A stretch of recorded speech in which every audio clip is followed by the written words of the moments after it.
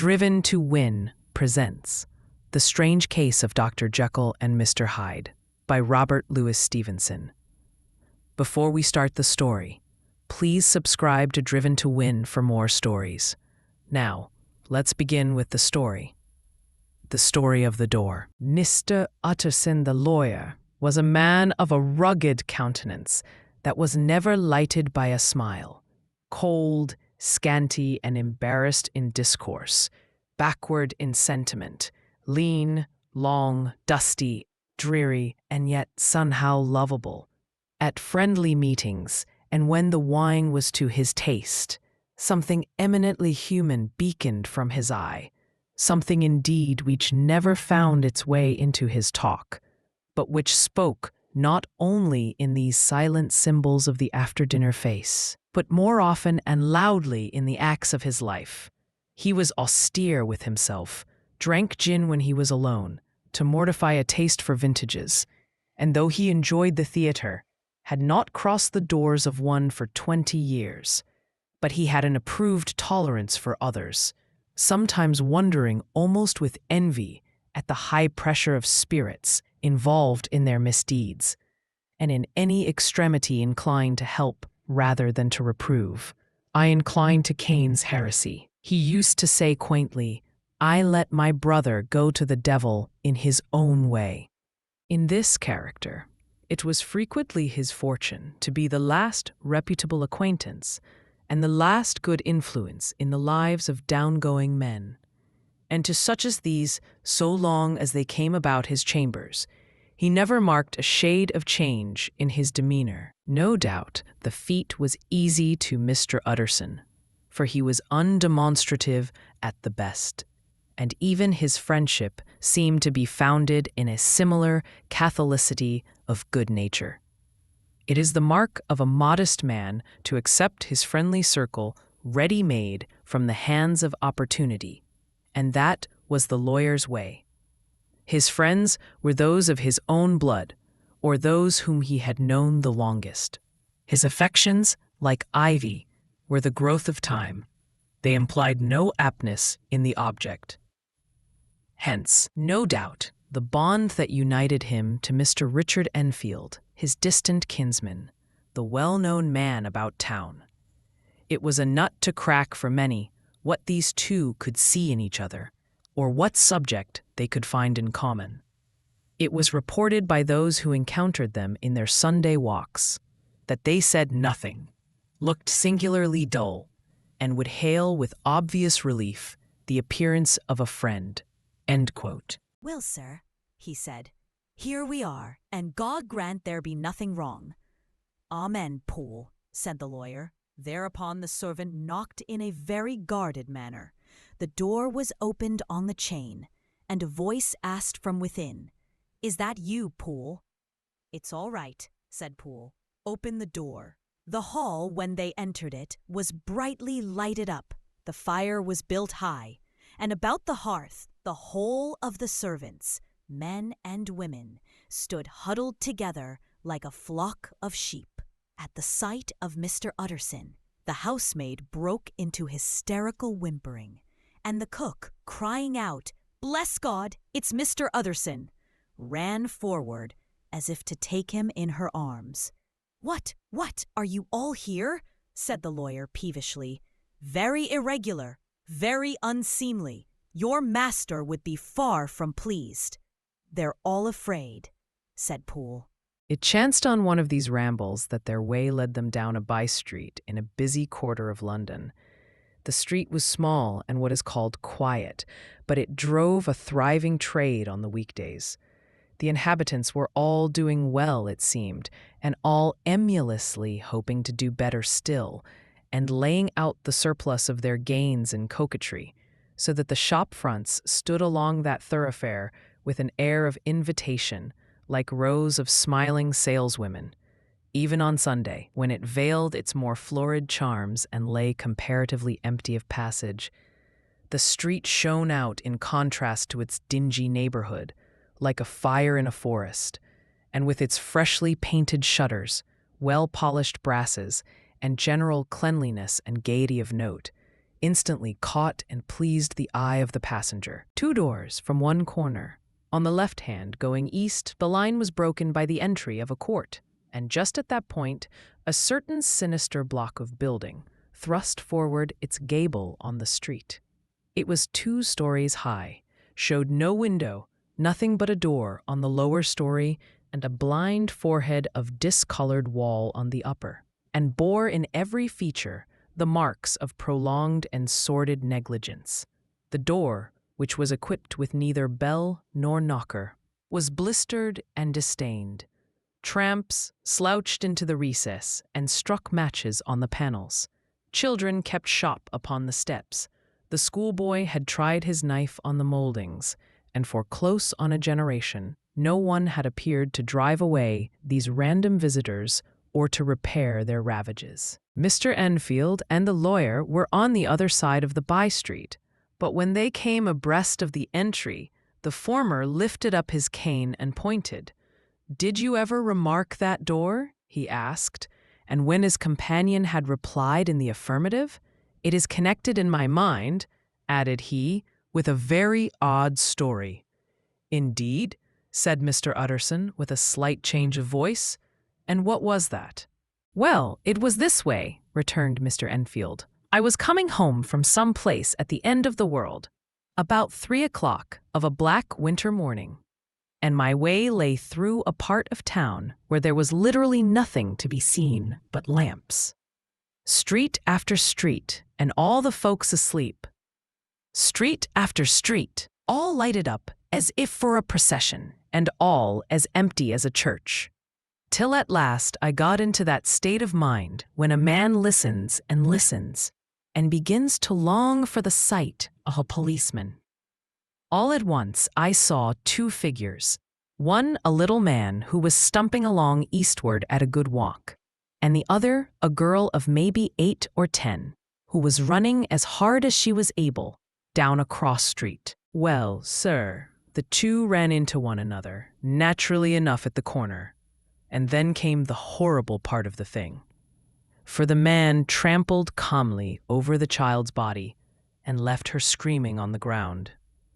It sounds nothing to hear, but it was hellish to see. It wasn't like a man.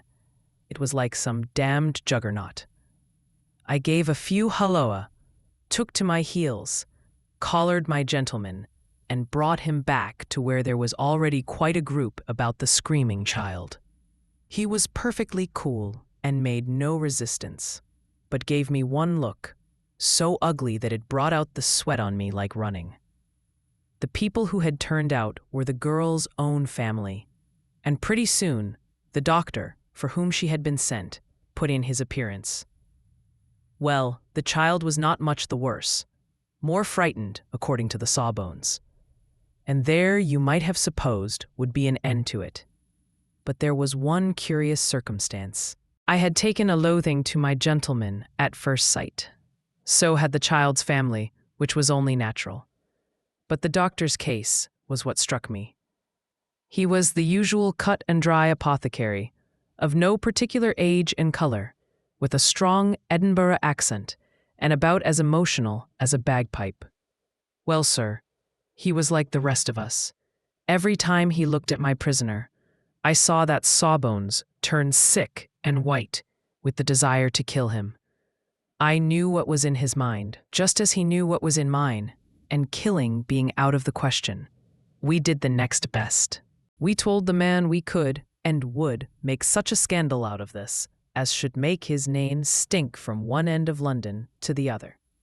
If he had any friends or any credit, we undertook that he should lose them.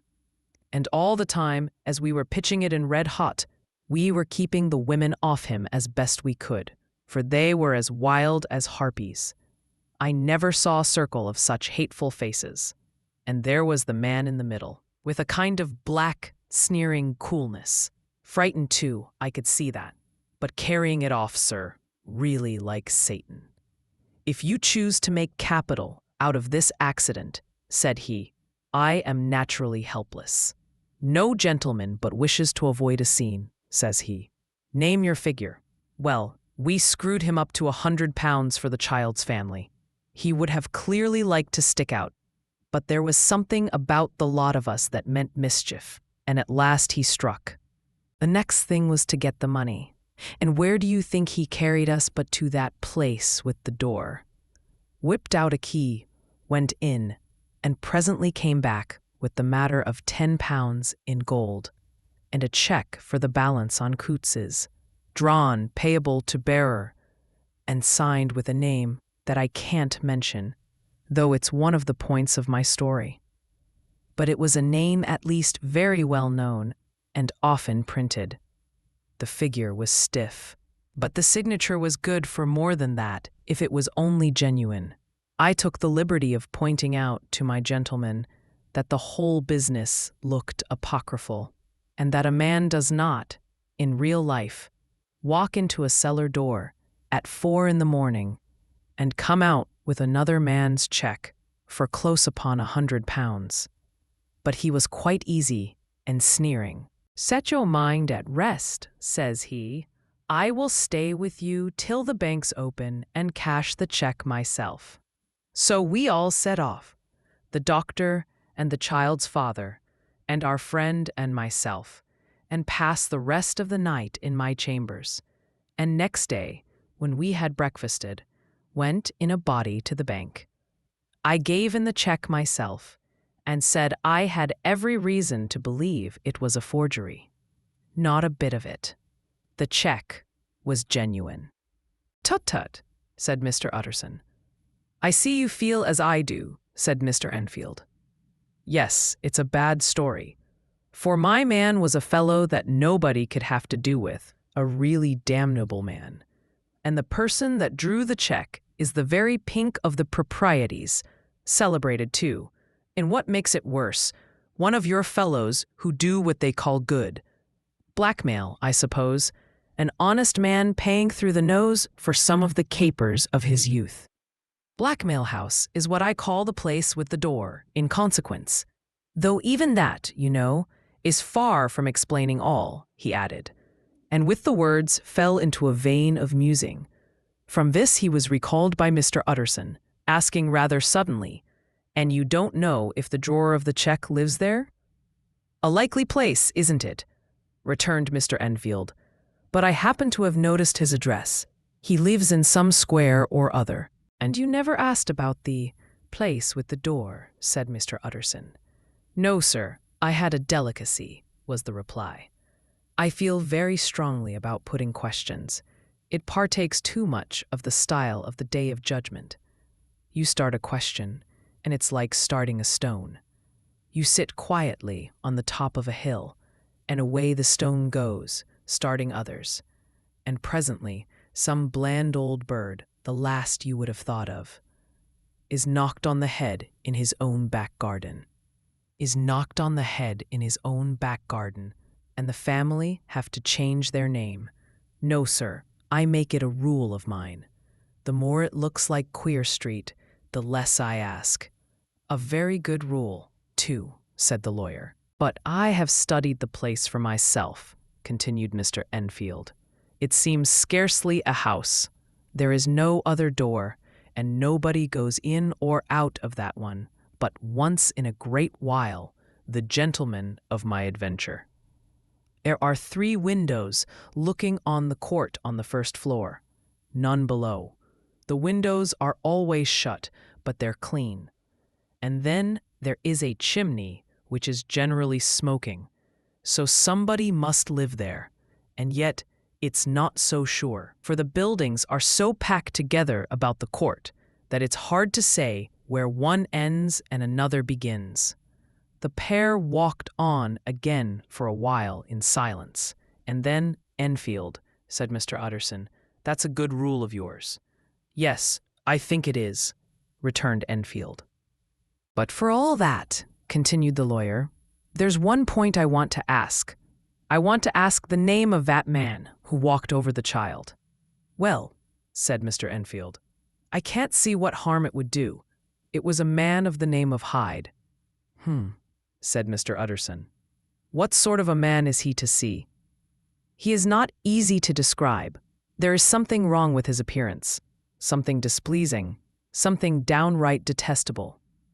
I never saw a man I so disliked, and yet I scarce know why. He must be deformed somewhere. He gives a strong feeling of deformity, although I couldn't specify the point. He's an extraordinary-looking man, and yet I really can name nothing out of the way. No, sir, I can make no hand of it. I can't describe him. And it's not from memory, for I declare I can see him this moment."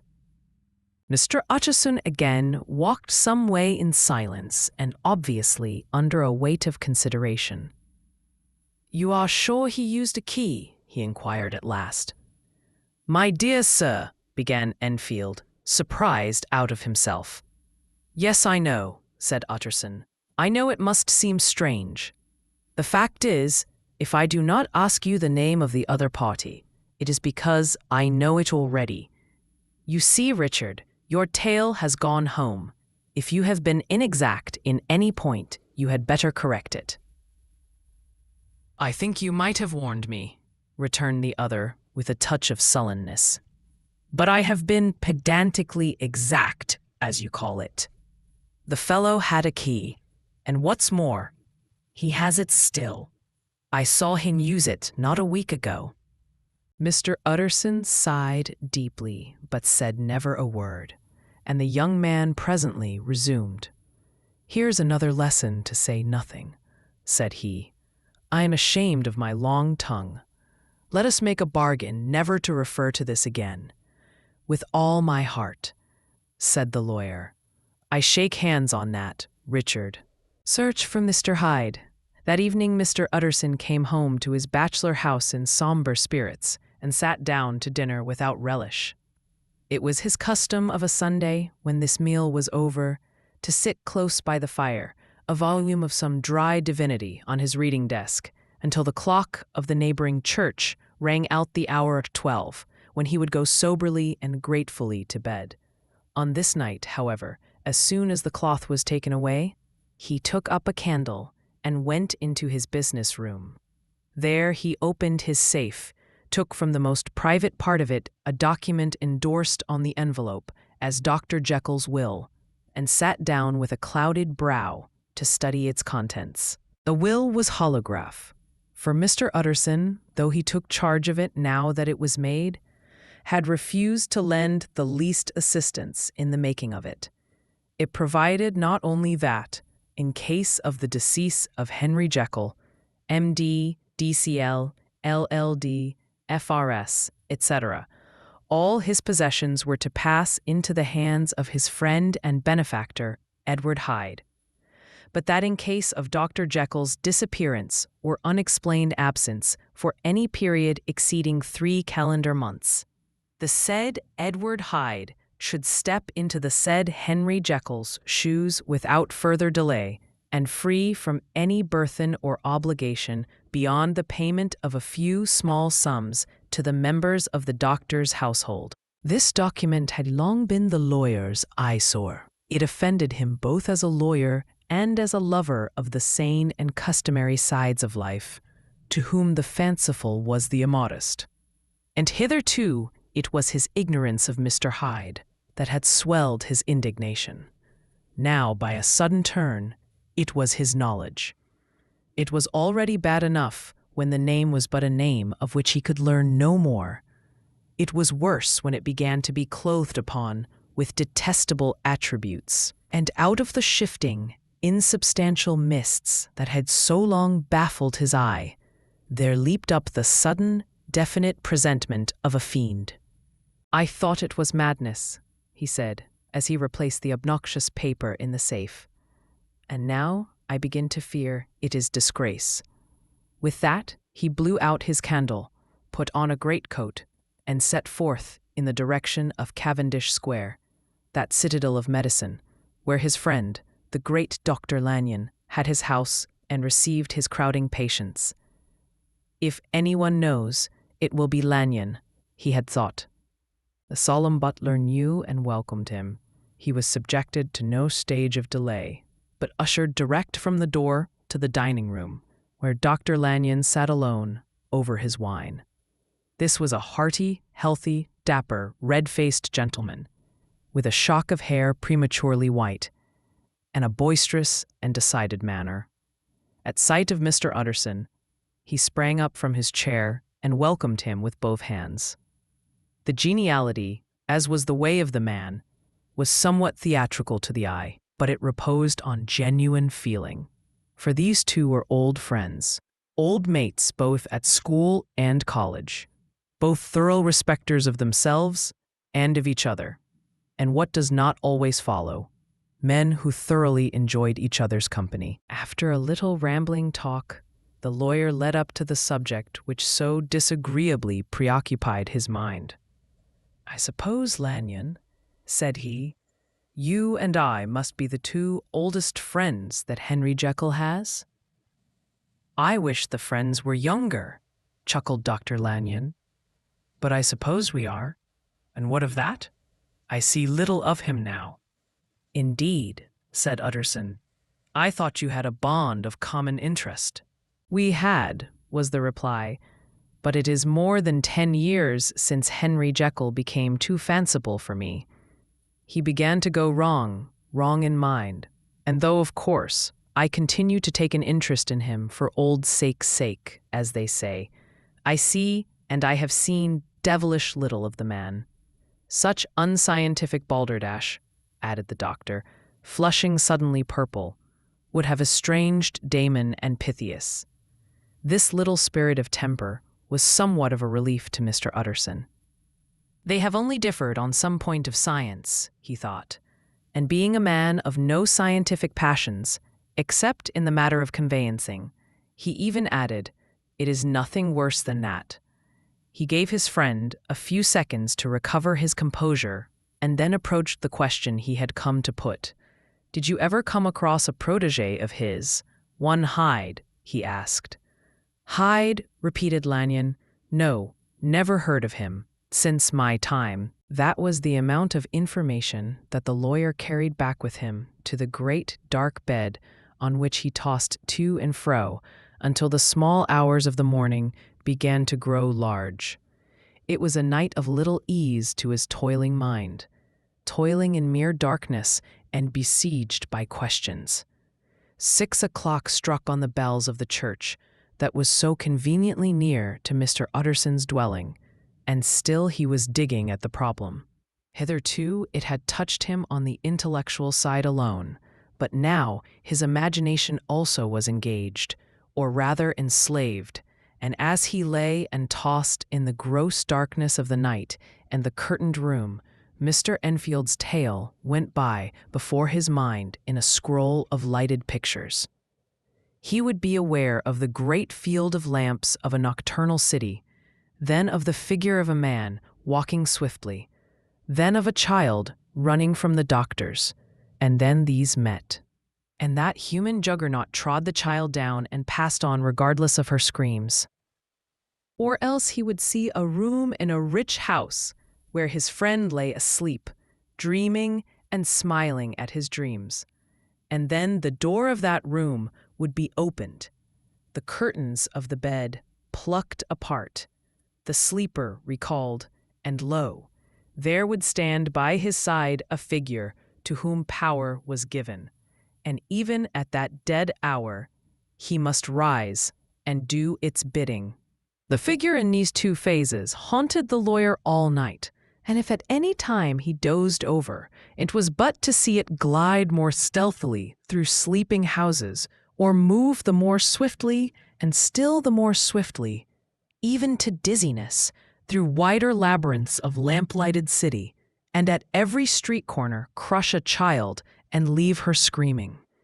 And still the figure had no face by which he might know it.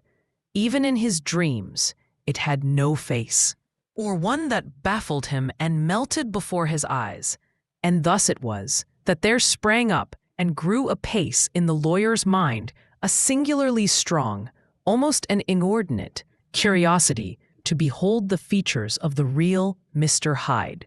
If he could but once set eyes on him, he thought the mystery would lighten and perhaps roll altogether away. as was the habit of mysterious things when well examined. He might see a reason for his friend's strange preference or bondage, call it which you please, and even for the startling clause of the will. At least it would be a face worth seeing, the face of a man who was without bowels of mercy, a face which had but to show itself, to raise up, in the mind of the unimpressionable Enfield, a spirit of enduring hatred. From that time forward, Mr. Utterson began to haunt the door in the by-street of shops, in the morning before office hours, at noon when business was plenty and time scarce, at night under the face of the fogged city moon, by all lights, and at all hours of solitude or concourse. The lawyer was to be found on his chosen post. If he be Mr. Hyde, he had thought, I shall be Mr. Seek. And at last his patience was rewarded. It was a fine dry night, frost in the air, the streets as clean as a ballroom floor, the lamps, unshaken by any wind, drawing a regular pattern of light and shadow. By 10 o'clock, when the shops were closed, the by-street was very solitary, and, in spite of the low growl of London from all round, very silent. Small sounds carried far. Domestic sounds out of the houses were clearly audible on either side of the roadway, and the rumor of the approach of any passenger preceded him by a long time. Mr. Utterson had been some minutes at his post when he was aware of an odd light footstep drawing near. In the course of his nightly patrols, he had long grown accustomed to the quaint effect with which the footfalls of a single person, while he is still a great way off, suddenly spring out, distinct from the vast hum and clatter of the city. Yet his attention had never before been so sharply and decisively arrested, and it was with a strong, superstitious prevision of success that he withdrew into the entry of the court. The steps drew swiftly nearer and swelled out suddenly louder as they turned the end of the street. The lawyer, looking forth from the entry, could soon see what manner of man he had to deal with. He was small and very plainly dressed, and the look of him, even at that distance, went somehow strongly against the watcher's inclination. But he made straight for the door, crossing the roadway to save time, and as he came, he drew a key from his pocket like one approaching home. Mr. Utterson stepped out and touched him on the shoulder as he passed. "Mr. Hyde, I think." Mr. Hyde shrank back with a hissing intake of the breath. But his fear was only momentary, and though he did not look the lawyer in the face, he answered coolly enough, "That is my name. What do you want?" "I see you are going in," returned the lawyer. "I am an old friend of Dr. Jekyll's, Mr. Utterson of Gaunt Street. You must have heard of my name. And meeting you so conveniently, I thought you might admit me."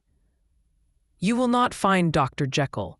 He is from home," replied Mr. Hyde, blowing in the key. And then suddenly, but still without looking up, "How did you know me?" he asked. "On your side," said Mr. Utterson. "Will you do me a favor?" "With pleasure," replied the other. "What shall it be?" "Will you let me see your face?" asked the lawyer.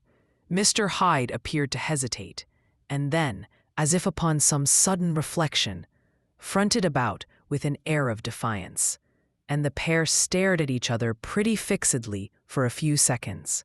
"Now I shall know you again," said Mr. Utterson. "It may be useful." "Yes," returned Mr. Hyde, "it is as well we have met, and apropos, you should have my address." And he gave a number of a street in Soho. Good God, thought Mr. Utterson, can he, too, have been thinking of the will? But he kept his feelings to himself and only grunted in acknowledgement of the address. "And now," said the other, "how did you know me?" "By description," was the reply. "Whose description?" "We have common friends," said Mr. Utterson. "Common friends," echoed Mr. Hyde, a little hoarsely. "Who are they?" "Jekyll, for instance," said the lawyer. "He never told you," cried Mr. Hyde, with a flush of anger. "I did not think you would have lied." "Come," said Mr. Utterson, "that is not fitting language." The other snarled aloud into a savage laugh, and the next moment, with extraordinary quickness, he had unlocked the door and disappeared into the house. The lawyer stood a while when Mr. Hyde had left him, the picture of disquietude. Then he began slowly to mount the street, pausing every step or two and putting his hand to his brow, like a man in mental perplexity. The problem he was thus debating as he walked was one of a class that is rarely solved. Mr. Hyde was pale and dwarfish. He gave an impression of deformity without any nameable malformation. He had a displeasing smile. He had borne himself to the lawyer with a sort of murderous mixture of timidity and boldness, and he spoke with a husky, whispering, and somewhat broken voice. All these were points against him, but not all of these together could explain the hitherto unknown disgust, loathing, and fear with which Mr. Utterson regarded him. "There must be something else," said the perplexed gentleman. "There is something more, if I could find a name for it. God bless me, the man seems hardly human. Something troglodytic, shall we say? Or can it be the old story of Dr. Fell? Or is it the mere radiance of a foul soul that thus transpires through and transfigures its clay continent? The last, I think, for, oh my poor old Harry Jekyll, if ever I read Satan's signature upon a face, it is on that of your new friend." Round the corner from the by-street, there was a square of ancient, handsome houses, now for the most part decayed from their high estate, and let in flats and chambers to all sorts and conditions of men: map engravers, architects, shady lawyers, and the agents of obscure enterprises. One house, however, second from the corner, was still occupied entire, and at the door of this, which wore a great air of wealth and comfort, though it was now plunged in darkness except for the fanlight, Mr. Utterson stopped and knocked. A well-dressed, elderly servant opened the door. "Is Dr. Jekyll at home, Poole?" asked the lawyer. "I will see Mr. Utterson," said Poole, admitting the visitor as he spoke, into a large, low-roofed, comfortable hall paved with flags, warmed, after the fashion of a country house, by a bright open fire, and furnished with costly cabinets of oak. "Will you wait here by the fire, sir, or shall I give you a light in the dining-room?" "Here, thank you," said the lawyer, and he drew near and leaned on the tall fender. This hall, in which he was now left alone, was a pet fancy of his friend the doctor's, and Utterson himself was wont to speak of it as the pleasantest room in London. But tonight there was a shudder in his blood. The face of Hyde sat heavy on his memory. He felt, what was rare with him, a nausea and distaste of life, and in the gloom of his spirits, he seemed to read a menace in the flickering of the firelight on the polished cabinets and the uneasy starting of the shadow on the roof. He was ashamed of his relief when Poole presently returned to announce that Dr. Jekyll was gone out. "I saw Mr. Hyde go in by the old dissecting room, Poole," he said. "Is that right when Dr. Jekyll is from home?" "Quite right, Mr. Utterson, sir," replied the servant. "Mr. Hyde has a key." "Your master seems to repose a great deal of trust in that young man, Poole," resumed the other musingly. "Yes, sir, he does indeed," said Poole. "We have all orders to obey him." "I do not think I ever met Mr. Hyde," asked Utterson. "Oh dear no, sir. He never dines here," replied the butler. "Indeed, we see very little of him on this side of the house. He mostly comes and goes by the laboratory. Well, good night, Poole." "Good night, Mr. Utterson." And the lawyer set out homeward with a very heavy heart. "Poor Harry Jekyll," he thought. "My mind misgives me he is in deep waters. He was wild when he was young, a long while ago to be sure. But in the law of God there is no statute of limitations. It must be that, the ghost of some old sin, the cancer of some concealed disgrace. Punishment coming, peed Cloudo, years after memory has forgotten and self-love condoned the fault. And the lawyer, scared by the thought, brooded a while on his own past, groping in all the corners of memory, lest by chance some jack-in-the-box of an old iniquity should leap to light there. His past was fairly blameless. Few men could read the rolls of their life with less apprehension. Yet he was humbled to the dust by the many ill things he had done, and raised up again into a sober and fearful gratitude by the many he had come so near to doing, yet avoided. And then, by a return on his former subject, he conceived a spark of hope. This Mr. Hyde, if he were studied, thought he, must have secrets of his own. Black secrets, by the look of him. Secrets compared to which poor Jekyll's worst would be like sunshine. Things cannot continue as they are. It turns me cold to think of this creature stealing like a thief to Harry's bedside. Poor Harry, what awakening! And the danger of it, for if this Hyde suspects the existence of the will, he may grow impatient to inherit. I must put my shoulders to the wheel. If Jekyll will but let me, he added, if Jekyll will only let me.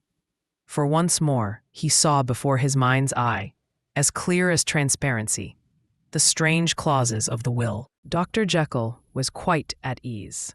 A fortnight later, by excellent good fortune, the doctor gave one of his pleasant dinners to some 5 or 6 old cronies, all intelligent, reputable men, and all judges of good wine.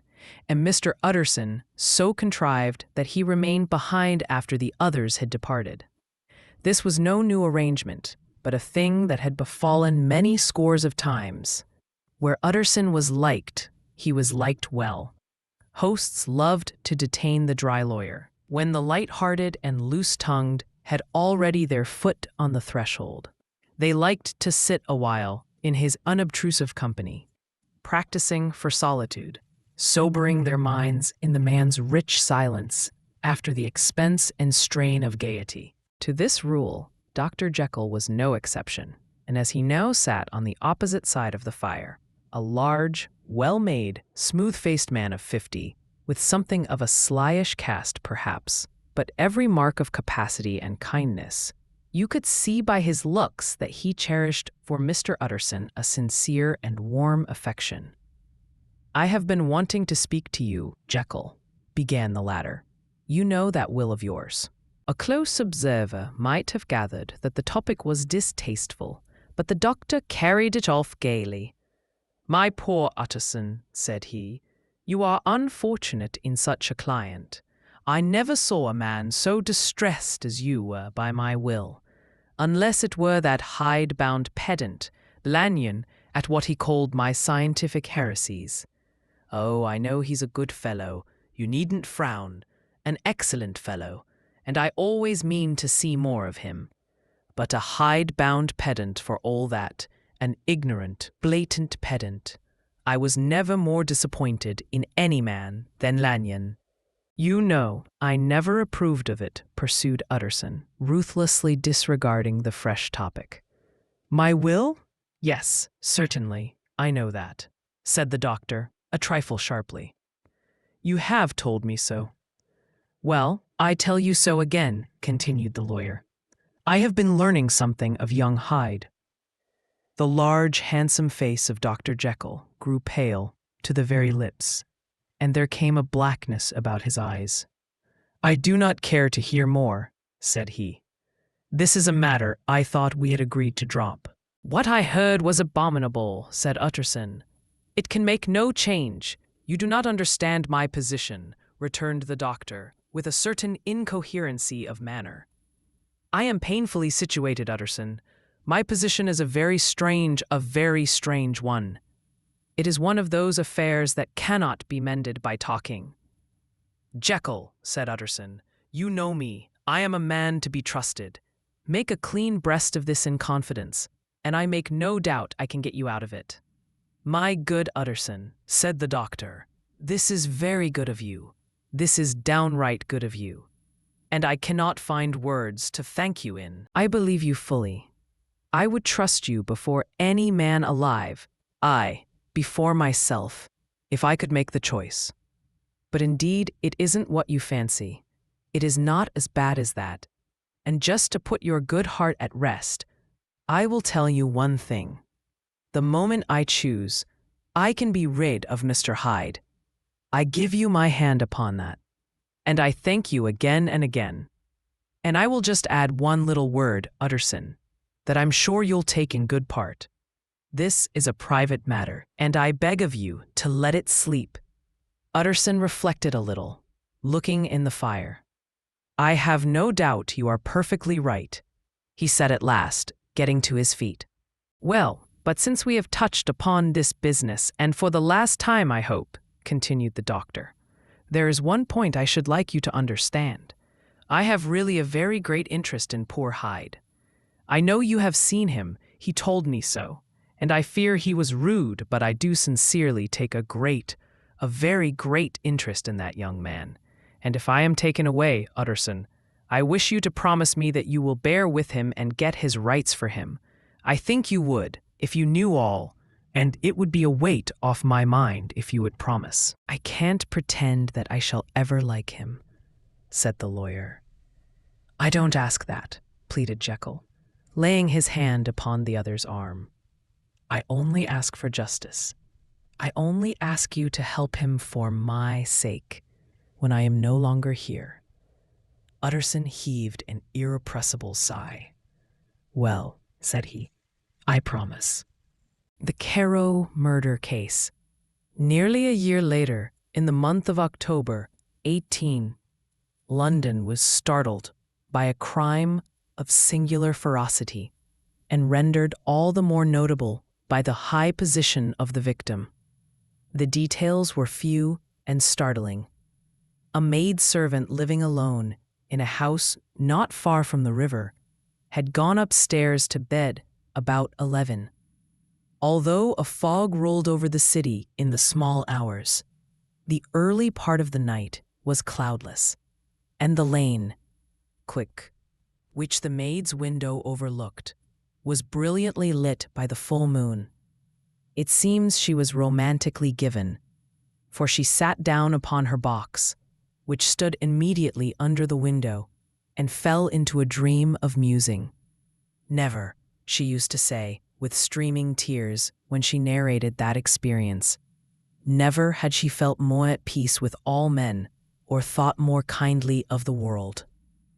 And as she so sat, she became aware of an aged, beautiful gentleman with white hair drawing near along the lane, and advancing to meet him, another and very small gentleman, to whom at first she paid less attention. When they had come within speech, which was just under the maid's eyes, the older man bowed and accosted the other with a very pretty manner of politeness. It did not seem as if the subject of his address were of great importance. Indeed, from his pointing, it sometimes appeared as if he were only inquiring his way. But the moon shone on his face as he spoke, and the girl was pleased to watch it. It seemed to breathe such an innocent and old-world kindness of disposition, yet with something high, too, as of a well-founded self-content. Presently her eye wandered to the other, and she was surprised to recognize in him a certain Mr. Hyde, who had once visited her master, and for whom she had conceived a dislike. He had in his hand a heavy cane, with which he was trifling. But he answered never a word, and seemed to listen with an ill-contained impatience. And then, all of a sudden, he broke out in a great flame of anger, stamping with his foot, brandishing the cane, and carrying on, as the maid described it, like a madman.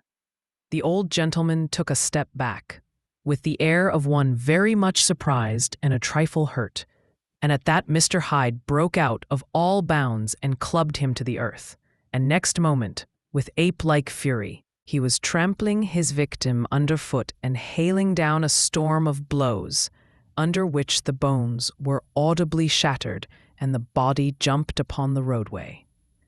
At the horror of these sights and sounds, the maid fainted. It was 2 o'clock when she came to herself and called for the police. The murderer was gone long ago, but there lay his victim in the middle of the lane, incredibly mangled.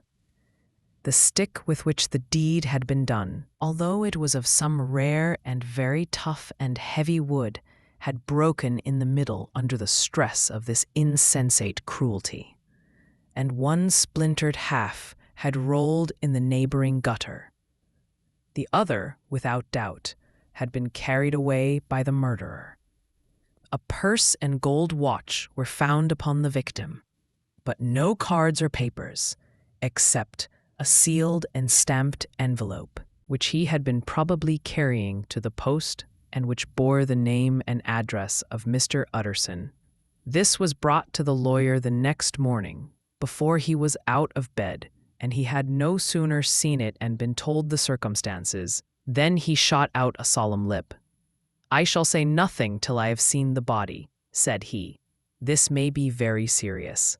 Have the kindness to wait while I dress." And with the same grave countenance, he hurried through his breakfast and drove to the police station, whither the body had been carried.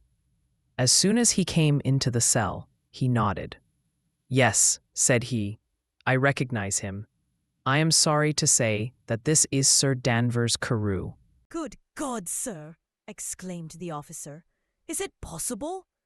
And the next moment his eye lighted up with professional ambition. "This will make a deal of noise," he said, "and perhaps you can help us to the man."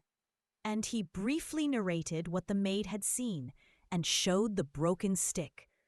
Mr. Utterson had already quailed at the name of Hyde, but when the stick was laid before him, he could doubt no longer, broken and battered as it was. He recognized it for one that he had himself presented many years before to Henry Jekyll. "Is this Mr. Hyde a person of small stature?" he inquired. "Particularly small and particularly wicked-looking is what the maid calls him," said the officer. Mr. Utterson reflected, and then, raising his head, "If you will come with me in my cab," he said, "I think I can take you to his house." It was by this time about 9 in the morning, and the first fog of the season. A great chocolate-coloured pall lowered over heaven, but the wind was continually charging and routing these embattled vapours, so that, as the cab crawled from street to street, Mr. Utterson beheld a marvellous number of degrees and hues of twilight. For here it would be dark like the back end of evening, and there would be a glow of a rich, lurid brown like the light of some strange conflagration. And here, for a moment, the fog would be quite broken up, and a haggard shaft of daylight would glance in between the swirling wreaths. The dismal quarter of Soho seen under these changing glimpses, with its muddy ways and slatternly passengers and its lamps, which had never been extinguished or had been kindled afresh to combat this mournful reinvasion of darkness, seemed, in the lawyer's eyes, like a district of some city in a nightmare. The thoughts of his mind, besides, were of the gloomiest dye, and when he glanced at the companion of his drive, he was conscious of some touch of that terror of the law and the law's officers, which may at times assail the most honest. As the cab drew up before the address indicated, the fog lifted a little and showed him a dingy street, a gin palace, a low French eating-house, a shop for the retail of penny numbers and twopenny salads, many ragged children huddled in the doorways, and many women of many different nationalities passing out, key in hand, to have a morning glass. And the next moment the fog settled down again upon that part, as brown as umber, and cut him off from his blackguardly surroundings. This was the home of Henry Jekyll's favourite, of a man who was heir to 250,000 sterling. An ivory-faced and silvery-haired old woman opened the door. She had an evil face, smoothed by hypocrisy, but her manners were excellent. Yes, she said, this was Mr. Hyde's, but he was not at home. He had been in that night very late, but he had gone away again in less than an hour. There was nothing strange in that. His habits were very irregular, and he was often absent. For instance, it was nearly 2 months since she had seen him till yesterday. Very well, then, we wish to see his rooms, said the lawyer. And when the woman began to declare it was impossible, I had better tell you who this person is, he added. This is Inspector Newcomen of Scotland Yard. A flash of odious joy appeared upon the woman's face. Ah, said she, he is in trouble. What has he done? Mr. Utterson and the inspector exchanged glances. He don't seem a very popular character, observed the latter. And now, my good woman, just let me and this gentleman have a look about us. In the whole extent of the house, which but for the old woman remained otherwise empty, Mr. Hyde had only used a couple of rooms, but these were furnished with luxury and good taste. A closet was filled with wine. The plate was of silver, the napery elegant. A good picture hung upon the walls, a gift, as Utterson supposed, from Henry Jekyll, who was much of a connoisseur. And the carpets were of many plies and agreeable in color. At this moment, however, the rooms bore every mark of having been recently and hurriedly ransacked. Clothes lay about the floor with their pockets inside out. Lock-fast drawers stood open, and on the hearth there lay a pile of grey ashes, as though many papers had been burned. From these embers the inspector disinterred the butt end of a green cheque-book, which had resisted the action of the fire.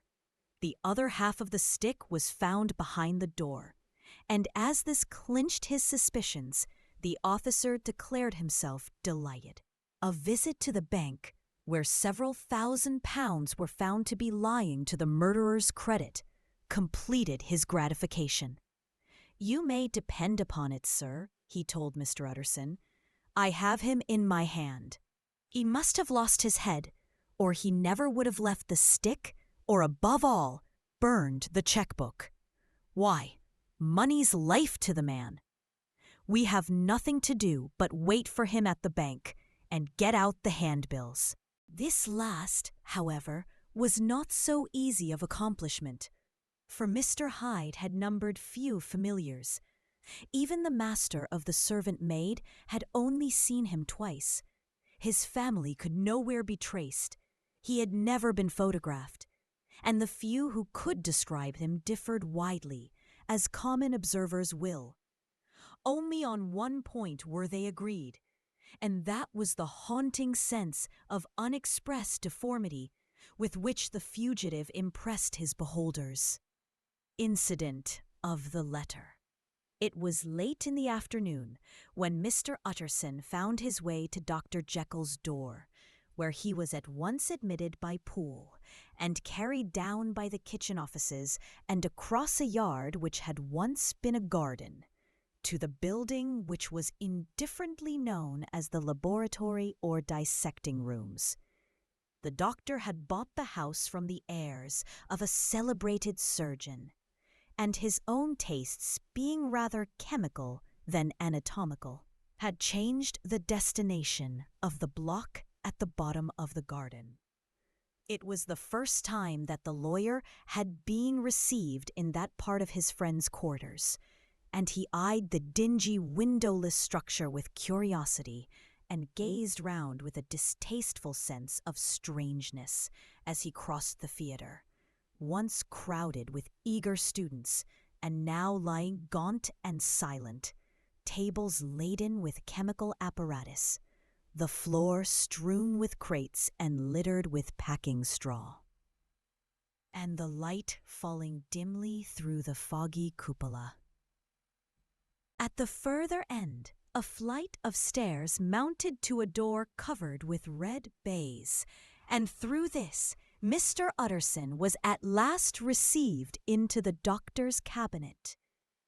It was a large room fitted round with glass presses, furnished, among other things, with a cheval glass and a business table, and looking out upon the court by 3 dusty windows barred with iron. The fire burned in the grate. A lamp was set lighted on the chimney shelf. For even in the houses the fog began to lie thickly, and there, close up to the warmth, sat Dr. Jekyll, looking deathly sick. He did not rise to meet his visitor, but held out a cold hand and bade him welcome in a changed voice. "And now," said Mr. Utterson, as soon as Poole had left them, "you have heard the news?" The doctor shuddered. "They were crying it in the square," he said. "I heard them in my dining room." "One word," said the lawyer. "Carew was my client, but so are you, and I want to know what I am doing. You have not been mad enough to hide this fellow." "Utterson, I swear to God," cried the doctor, "I swear to God I will never set eyes on him again. I bind my honor to you that I am done with him in this world. It is all at an end. And indeed, he does not want my help. You do not know him as I do. He is safe. He is quite safe. Mark my words, he will never more be heard of." The lawyer listened gloomily. He did not like his friend's feverish manner. "You seem pretty sure of him," said he, "and for your sake, I hope you may be right. If it came to a trial, your name might appear." "I am quite sure of him," replied Jekyll. "I have grounds for certainty that I cannot share with anyone. But there is one thing on which you may advise me. I have received a letter, and I am at a loss whether I should show it to the police. I should like to leave it in your hands, Utterson. You would judge wisely, I am sure. I have so great a trust in you." "You fear, I suppose, that it might lead to his detection?" asked the lawyer. "No," said the other. "I cannot say that I care what becomes of Hyde. I am quite done with him. I was thinking of my own character, which this hateful business has rather exposed." Utterson ruminated a while. He was surprised at his friend's selfishness, and yet relieved by it. "Well," said he at last, "let me see the letter." The letter was written in an odd, upright hand and signed Edward Hyde, and it signified, briefly enough, that the writer's benefactor, Dr. Jekyll, whom he had long so unworthily repaid for 1,000 generosities, need labor under no alarm for his safety, as he had means of escape on which he placed a sure dependence. The lawyer liked this letter well enough. It put a better color on the intimacy than he had looked for, and he blamed himself for some of his past suspicions. "Have you the envelope?" he asked. "I burned it," replied Jekyll, "before I thought what I was about, but it bore no postmark. The note was handed in." "Shall I keep this and sleep upon it?" asked Utterson. "I wish you to judge for me entirely," was the reply. "I have lost confidence in myself." "Well, I shall consider," returned the lawyer. "And now one word more. It was Hyde who dictated the terms in your will about that disappearance." The doctor seemed seized with a qualm of faintness. He shut his mouth tight and nodded. "I knew it," said Utterson. "He meant to murder you. You had a fine escape." "I have had what is far more to the purpose," returned the doctor solemnly. "I have had a lesson. Oh God, Utterson, what a lesson I have had! and he covered his face for a moment with his hands. On his way out, the lawyer stopped and had a word or two with Poole.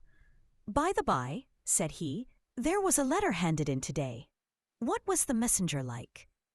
But Poole was positive nothing had come except by post, "and only circulars by that," he added. This news sent off the visitor with his fears renewed. Plainly the letter had come by the laboratory door.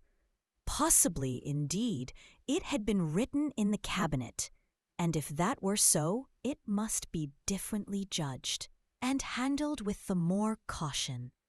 The newsboys, as he went, were crying themselves hoarse along the footways. "Special edition! Shocking murder of an NP!"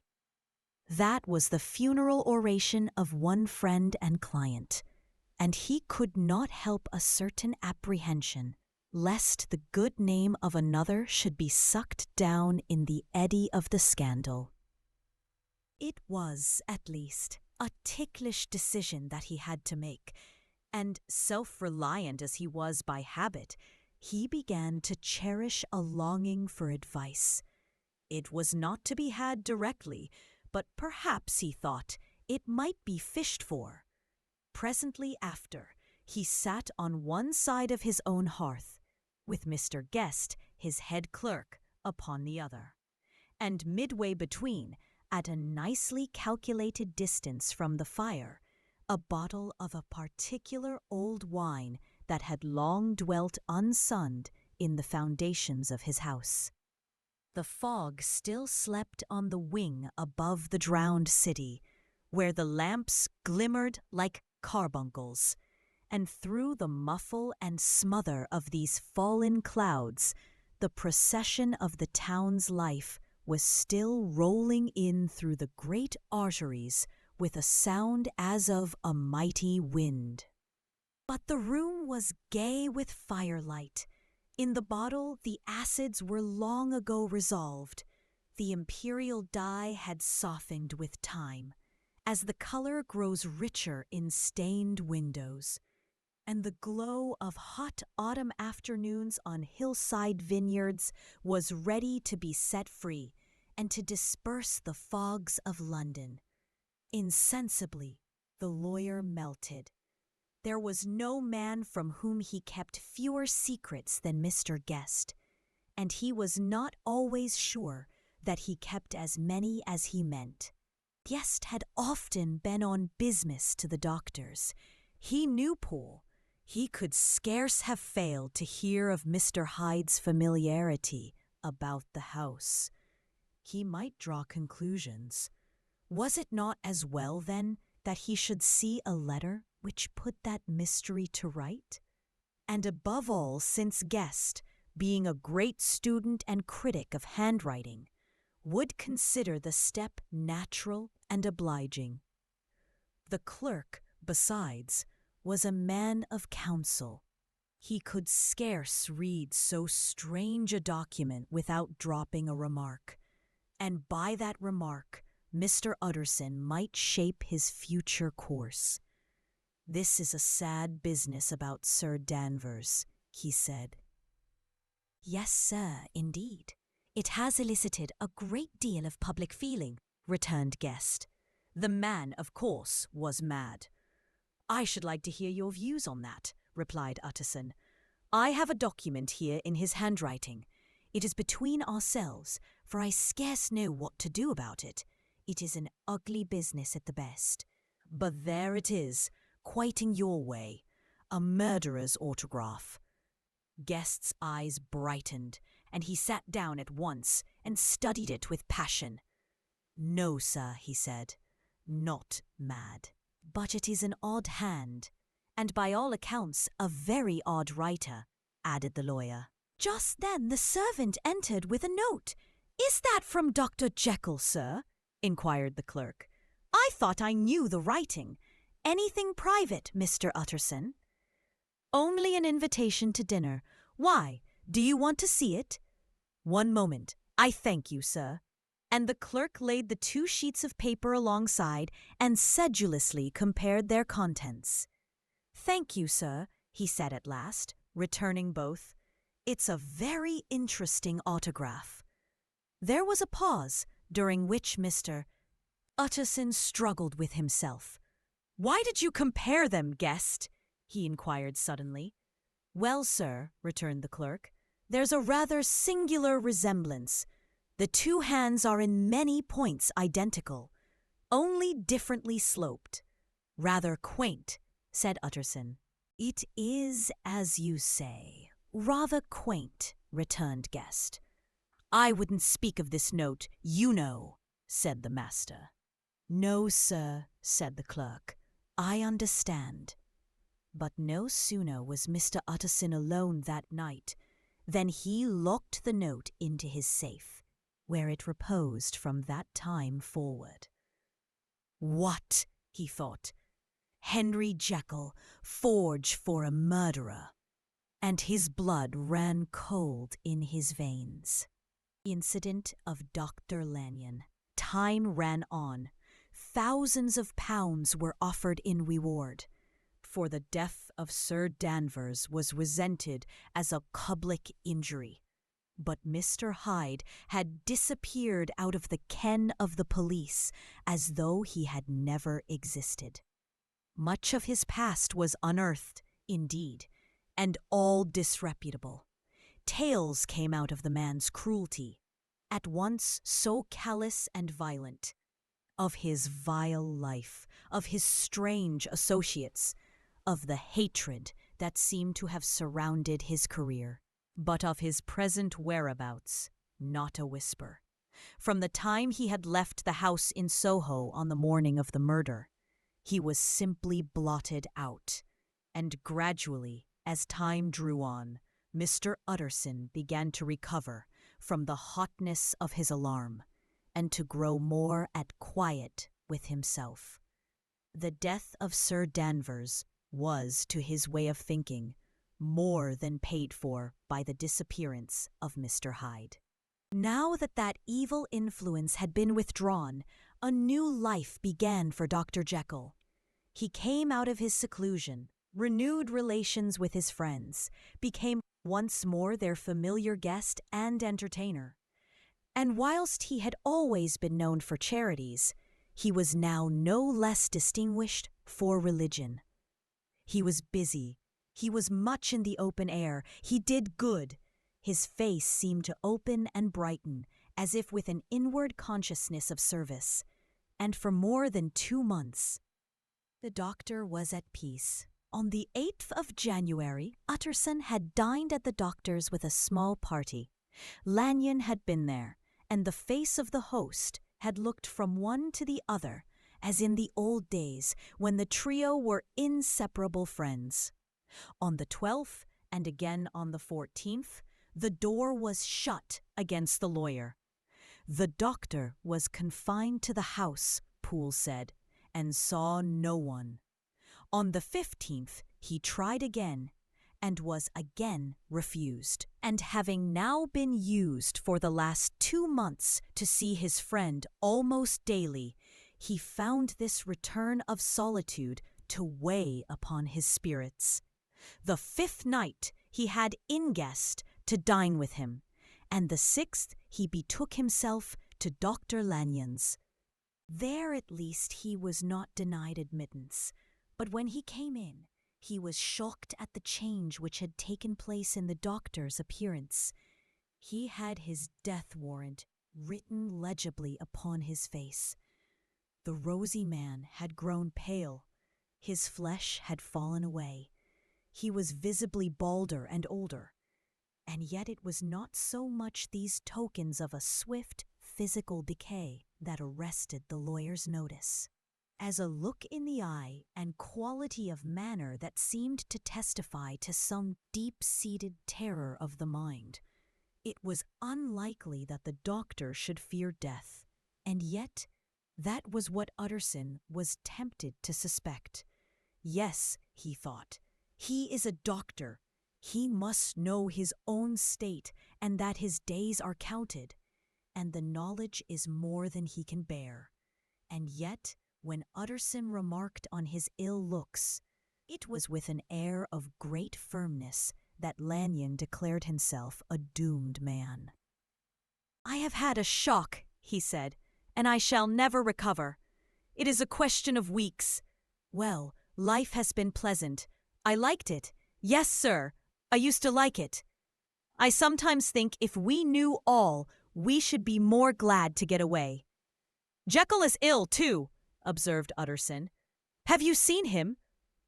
But Lanyon's face changed, and he held up a trembling hand. "I wish to see or hear no more of Dr. Jekyll," he said in a loud, unsteady voice. "I am quite done with that person. And I beg that you will spare me any allusion to one whom I regard as dead." "Tut, tut," said Mr. Utterson, and then, after a considerable pause, "Can't I do anything?" he inquired. "We are three very old friends, Lanyon. We shall not live to make others." "Nothing can be done," returned Lanyon. "Ask himself." "He will not see me," said the lawyer. "I am not surprised at that," was the reply. "Some day, Utterson, after I am dead, you may perhaps come to learn the right and wrong of this. I cannot tell you. And in the meantime, if you can sit and talk with me of other things, for God's sake, stay and do so. But if you cannot keep clear of this accursed topic, then in God's name, go, for I cannot bear it." As soon as he got home, Utterson sat down and wrote to Jekyll, complaining of his exclusion from the house and asking the cause of this unhappy break with Lanyon. And the next day brought him a long answer, often very pathetically worded, and sometimes darkly mysterious in drift. The quarrel with Lanyon was incurable. "I do not blame our old friend," Jekyll wrote, "but I share his view that we must never meet. I mean from henceforth to lead a life of extreme seclusion. You must not be surprised, nor must you doubt my friendship, if my door is often shut even to you. You must suffer me to go my own dark way. I have brought on myself a punishment and a danger that I cannot name. If I am the chief of sinners, I am the chief of sufferers also. I could not think that this earth contained a place for sufferings and terrors so unmanning, and you can do but one thing, Utterson, to lighten this destiny. And that is to respect my silence." Utterson was amazed. The dark influence of Hyde had been withdrawn. The doctor had returned to his old tasks and amities. A week ago, the prospect had smiled with every promise of a cheerful and an honored age. And now, in a moment, friendship and peace of mind and the whole tenor of his life were wrecked. So great and unprepared a change pointed to madness. But in view of Lanyon's manner and words, there must lie for it some deeper ground. A week afterwards, Dr. Lanyon took to his bed, and in something less than a fortnight he was dead. The night after the funeral, at which he had been sadly affected, Utterson locked the door of his business room, and sitting there by the light of a melancholy candle, drew out and set before him an envelope addressed by the hand and sealed with the seal of his dead friend. "Private for the hands of G.J. Utterson alone, and in case of his predecease, to be destroyed unread." So it was emphatically superscribed, and the lawyer dreaded to behold the contents. "I have buried one friend today," he thought. "What if this should cost me another?" And then he condemned the fear as a disloyalty, and broke the seal. Within there was another enclosure, likewise sealed, and marked upon the cover as not to be opened till the death or disappearance of Dr. Henry Jekyll. Utterson could not trust his eyes. Yes, it was disappearance. Here again, as in the mad will which he had long ago restored to its author, Here again were the idea of a disappearance and the name of Henry Jekyll bracketed. But in the will, that idea had sprung from the sinister suggestion of the man Hyde. It was set there with a purpose all too plain and horrible. Written by the hand of Lanyon, what should it mean? A great curiosity came on the trustee to disregard the prohibition and dive at once to the bottom of these mysteries. But professional honor and faith to his dead friend were stringent obligations. And the packet slept in the inmost corner of his private safe. It is one thing to mortify curiosity, another to conquer it, and it may be doubted if, from that day forth, Utterson desired the society of his surviving friend with the same eagerness. He thought of him kindly, but his thoughts were disquieted and fearful. He went to call indeed, but he was perhaps relieved to be denied admittance. Perhaps in his heart he preferred to speak with Poole upon the doorstep and surrounded by the air and sounds of the open city, rather than to be admitted into that house of voluntary bondage. And to sit and speak with its inscrutable recluse, Poole had, indeed, no very pleasant news to communicate. The doctor, it appeared, now more than ever confined himself to the cabinet over the laboratory, where he would sometimes even sleep. He was out of spirits. He had grown very silent. He did not read. It seemed as if he had something on his mind. Utterson became so used to the unvarying character of these reports that he fell off, little by little, in the frequency of his visits. Incident at the window. It chanced on Sunday, when Mr. Utterson was on his usual walk with Mr. Enfield, that their way lay once again through the by-street, and that when they came in front of the door, both stopped to gaze on it. "Well," said Enfield, "that story's at an end, at least. We shall never see more of Mr. Hyde." "I hope not," said Utterson. "Did I ever tell you that I once saw him and shared your feeling of repulsion?" "It was impossible to do the one without the other," returned Enfield. "And by the way, what an ass you must have thought me, not to know that this was a back way to Dr. Jekyll's. It was partly your own fault that I found it out, even when I did." "So you found it out, did you?" said Utterson. "But if that be so, we may step into the court and take a look at the windows. To tell you the truth, I am uneasy about poor Jekyll, and even outside, I feel as if the presence of a friend might do him good." The court was very cool and a little damp, and full of premature twilight, although the sky, high up overhead, was still bright with sunset. The middle one of the 3 windows was halfway open, and sitting close beside it, taking the air with an infinite sadness of mien, like some disconsolate prisoner, Utterson saw Dr. Jekyll. "What, Jekyll!" he cried. "I trust you are better." "I am very low, Utterson," replied the doctor drearily. "Very low. It will not last long, thank God." "You stay too much indoors," said the lawyer. "You should be out, whipping up the circulation like Mr. Enfield and me.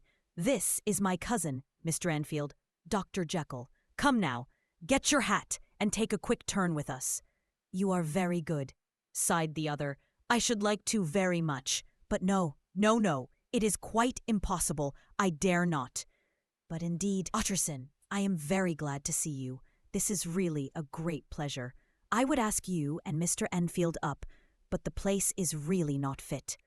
"Why then," said the lawyer good-naturedly, "the best thing we can do is to stay down here and speak with you from where we are." "That is just what I was about to venture to propose," returned the doctor with a smile.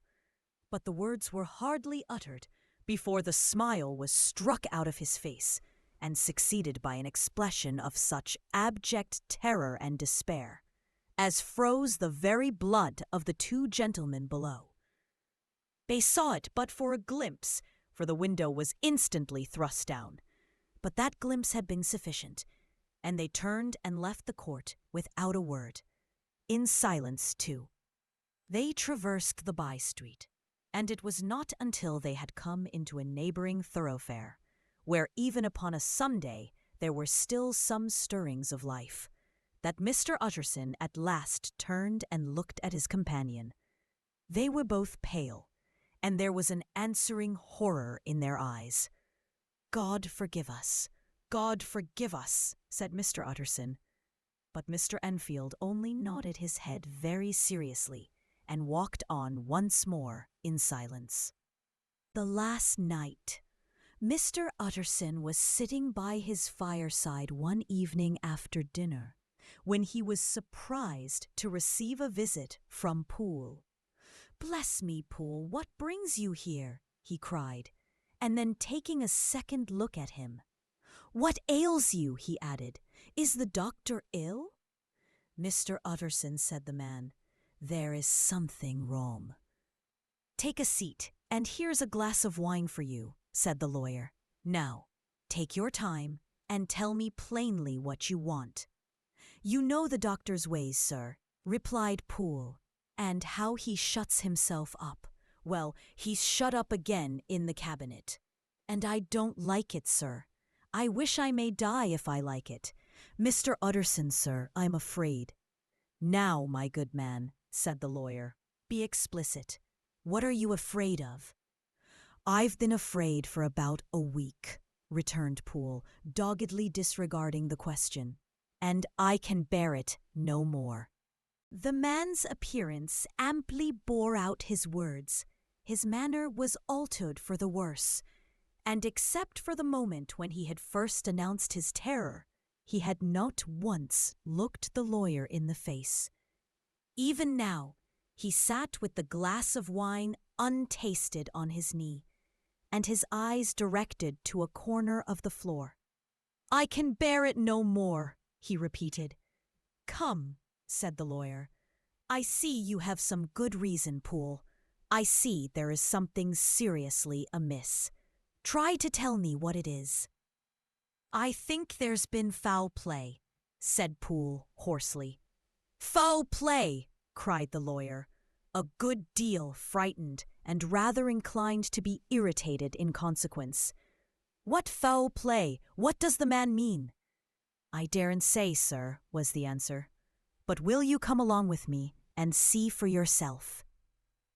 Mr. Utterson's only answer was to rise and get his hat and greatcoat, but he observed with wonder the greatness of the relief that appeared upon the butler's face, and perhaps with no less that the wine was still untasted when he set it down to follow.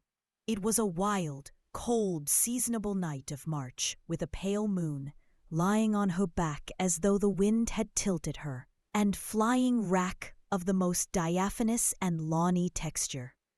The wind made talking difficult, and flecked the blood into the face. It seemed to have swept the streets unusually bare of passengers, besides, for Mr. Utterson thought he had never seen that part of London so deserted. He could have wished it otherwise. Never in his life had he been conscious of so sharp a wish to see and touch his fellow creatures.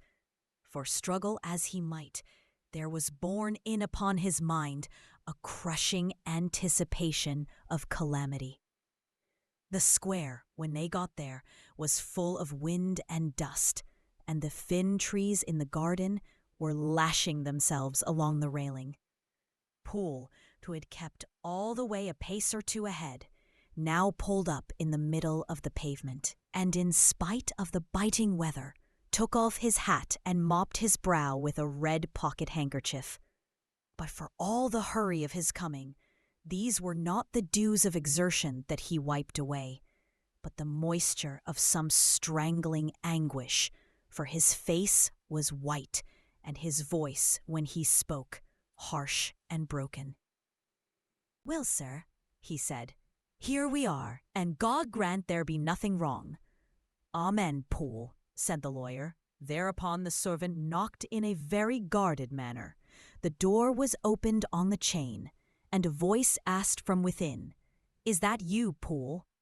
"It's all right," said Poole. "Open the door." The hall, when they entered it, was brightly lighted up. The fire was built high, and about the hearth the whole of the servants, men and women, stood huddled together like a flock of sheep. At the sight of Mr. Utterson, the housemaid broke into hysterical whimpering, and the cook, crying out, "Bless God, it's Mr. Utterson," ran forward as if to take him in her arms. What, are you all here?" said the lawyer peevishly. "Very irregular, very unseemly. Your master would be far from pleased." "They're all afraid," said Poole. Blank silence followed, no one protesting. Only the maid lifted her voice and now wept loudly. "Hold your tongue," Poole said to her, with a ferocity of accent that testified to his own jangled nerves. And indeed, when the girl had so suddenly raised the note of her lamentation, they had all started and turned towards the inner door with faces of dreadful expectation. "And now," continued the butler, addressing the knife boy, "reach me a candle, and we'll get this through hands at once." And then he begged Mr. Utterson to follow him, and led the way to the back garden. "Now, sir," said he, "you come as gently as you can. I want you to hear, and I don't want you to be heard. And see here, sir, if by any chance he was to ask you in, don't go." Mr. Utterson's nerves, at this unlooked-for termination, gave a jerk that nearly threw him from his balance. But he recollected his courage and followed the butler into the laboratory building, through the surgical theatre, with its lumber of crates and bottles, to the foot of the stair. Here Poole motioned him to stand on one side and listen, while he himself, setting down the candle and making a great and obvious call on his resolution, mounted the steps and knocked with a somewhat uncertain hand on the red baize of the cabinet door. "Mr. Utterson, sir, asking to see you," he called, and even as he did so, once more violently signed to the lawyer to give ear. A voice answered from within. "Tell him I cannot see anyone," it said complainingly. "Thank you, sir," said Poole, with a note of something like triumph in his voice, and taking up his candle, he led Mr. Utterson back across the yard and into the great kitchen, where the fire was out and the beetles were leaping on the floor. "Sir," he said, looking Mr. Utterson in the eyes, "was that my master's voice?" "It seems much changed," replied the lawyer, very pale, but giving look for look. "Changed? Well, yes, I think so," said the butler. "Have I been 20 years in this man's house to be deceived about his voice? No, sir. Master's made away with. He was made away with 8 days ago, when we heard him cry out upon the name of God. And who's in there instead of him, and why it stays there, is a thing that cries to heaven, Mr. Utterson." "This is a very strange tale, Poole.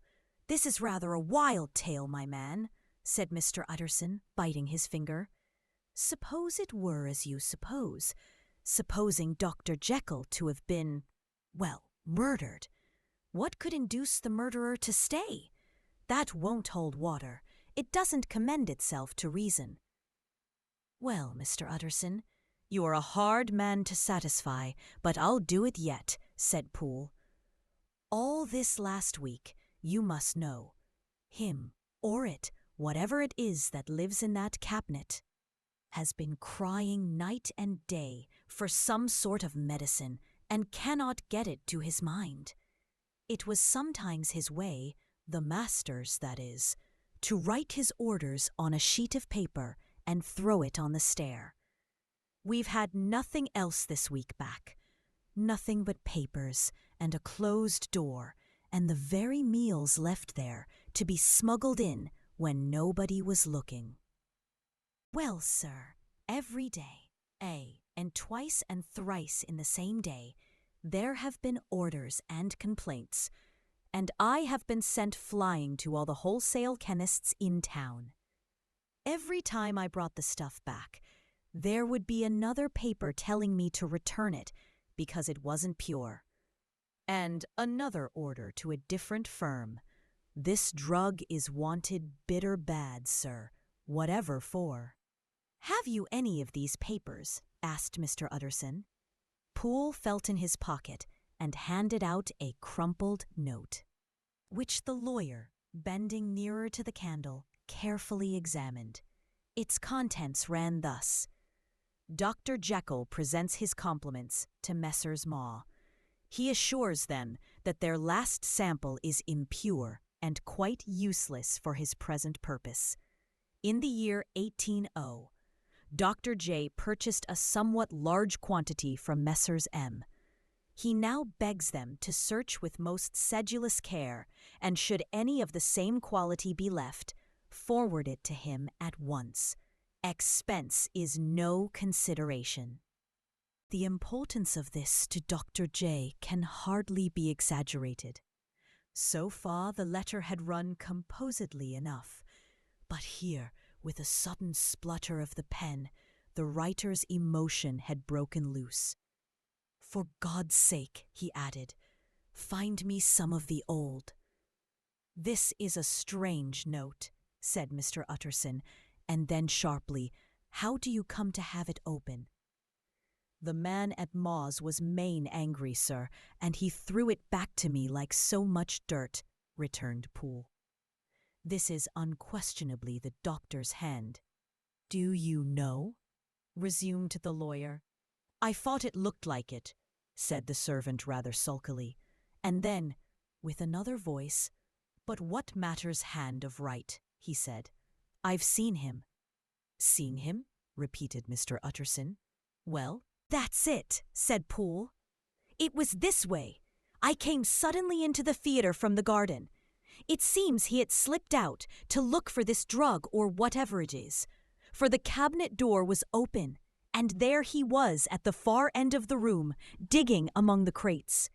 He looked up when I came in, gave a kind of cry, and whipped upstairs into the cabinet. It was but for 1 minute that I saw him, but the hair stood upon my head like quills. Sir, if that was my master, why had he a mask upon his face? If it was my master, why did he cry out like a rat and wrung from me?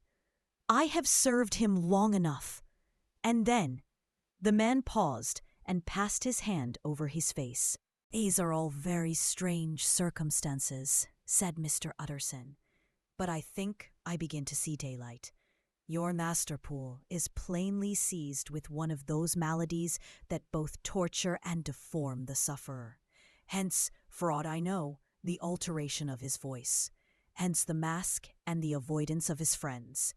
Hence his eagerness to find this drug, by means of which the poor soul retains some hope of ultimate recovery. God grant that he be not deceived. There is my explanation. It is sad enough, Poole, aye, and appalling to consider. But it is plain and natural, hangs well together, and delivers us from all exorbitant alarms. Sir, said the butler, turning to a sort of mottled pallor, that thing was not my master, and there's the truth. My master, here he looked round him and began to whisper, is a tall, fine build of a man, and this was more of a dwarf. Utterson attempted to protest. Oh, sir, cried Poole, do you think I do not know my master after 20 years? Do you think I do not know where his head comes to in the cabinet door? Where I saw him every morning of my life? No, sir, that thing in the mask was never Dr. Jekyll, God knows what it was, but it was never Dr. Jekyll. And it is the belief of my heart that there was murder done. Poole, replied the lawyer, if you say that, it will become my duty to make certain. Much as I desire to spare your master's feelings, much as I am puzzled by this note, which seems to prove him to be still alive, I shall consider it my duty to break in that door. Ah, Mr. Utterson, that's talking, cried the butler. And now comes the second question, resumed Utterson. Who is going to do it? Why, you and me, sir, was the undaunted reply. That's very well said, returned the lawyer, and whatever comes of it, I shall make it my business to see you are no loser. There is an axe in the theatre, continued Poole, and you might take the kitchen poker for yourself. The lawyer took that rude but weighty instrument into his hand and balanced it. Do you know, Poole, he said, looking up, that you and I are about to place ourselves in a position of some peril? You may say so, sir, indeed, returned the butler. It is well, then, that we should be frank, said the other. We both think more than we have said. Let us make a clean breast. This masked figure that you saw, did you recognize it? Well, sir, it went so quick, and the creature was so doubled up that I could hardly swear to that, was the answer. But if you mean, was it Mr. Hyde? Why, yes, I think it was, you see. It was much of the same bigness, and it had the same quick, light way with it. And then, who else could have got in by the laboratory door? You have not forgot, sir, that at the time of the murder he had still the key with him? But that's not all. I don't know, Mr. Utterson, if you ever met this Mr. Hyde. Yes, said the lawyer. I once spoke with him. Then you must know, as well as the rest of us, that there was something queer about that gentleman, something that gave a man a turn. I don't know rightly how to say it, sir, beyond this, that you felt in your marrow kind of cold and thing. I own I felt something of what you describe, said Mr. Utterson. Quite so, sir, returned Poole. Well, when that masked thing like a monkey jumped from among the chemicals and whipped into the cabinet, it went down my spine like ice. Oh, I know it's not evidence, Mr. Utterson. I'm book-learned enough for that. But a man has his feelings, and I give you my Bible word it was Mr. Hyde. Aye, said the lawyer. My fears incline to the same point. Evil, I fear, founded. Evil was sure to come of that connection. I believe you. I believe poor Harry is killed, and I believe his murderer, for what purpose God alone can tell, is still lurking in his victim's room. Well, let our name be Vengeance. Call Bradshaw. The footman came at the summons, very white and nervous. Pull yourself together, Bradshaw, said the lawyer. This suspense, I know, is telling upon all of you, but it is now our intention to make an end of it. Poole, here, and I are going to force our way into the cabinet. If all is well, my shoulders are broad enough to bear the blame. Meanwhile, lest anything should really be amiss, or any malefactor seek to escape by the back, you and the boy must go round the corner with a pair of good sticks and take your post at the laboratory door. We give you 10 minutes to get to your stations. As Bradshaw left, the lawyer looked at his watch. And now, Poole, let us get to ours, he said, and taking the poker under his arm, led the way into the yard. The scud had banked over the moon, and it was now quite dark. The wind, which only broke in puffs and draughts into that deep well of building, tossed the light of the candy to and fro about their steps, until they came into the shelter of the theatre, where they sat down silently to wait. London hummed solemnly all around, but nearer at hand, The stillness was only broken by the sounds of a footfall moving to and fro along the cabinet floor. "So it will walk all day, sir," whispered Poole. "Aye, and the better part of the night. Only when a new sample comes from the chemist, there's a bit of a break. Ah, it's an ill conscience that's such an enemy to rest. Ah, sir, there's blood foully shed in every step of it. But hark again. A little closer. Put your heart in your ears, Mr. Utterson, and tell me, is that the doctor's foot?" The steps fell lightly and oddly, with a certain swing, for all they went so slowly. It was different indeed from the heavy, creaking tread of Henry Jekyll. Utterson sighed. "Is there never anything else?" he asked. Poole nodded. "Once," he said. "Once I heard it weeping." "Weeping? How that?" said the lawyer, conscious of a sudden chill of horror. "Weeping like a woman or a lost soul," said the butler. "I came away with that upon my heart that I could have wept too." But now the 10 minutes drew to an end. Poole disinterred the axe from under a stack of packing straw.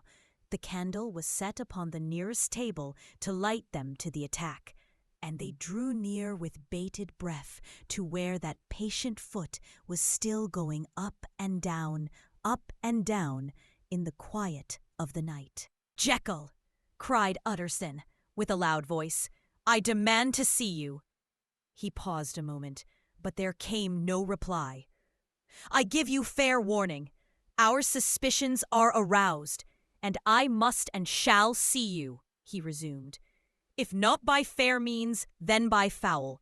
If not of your consent, then by brute force." "Utterson," said the voice, "for God's sake, have mercy." "It's Hyde's," cried Utterson. "Down with the door, Poole." Poole swung the axe over his shoulder. The blow shook the building, and the red baize door leaped against the lock and hinges. A dismal screech, as of mere animal terror, rang from the cabinet. Up went the axe again, and again the panels crashed and the frame bounded. 4 times the blow fell. But the wood was tough, and the fittings were of excellent workmanship, and it was not until the 5th that the lock burst and the wreck of the door fell inwards on the carpet.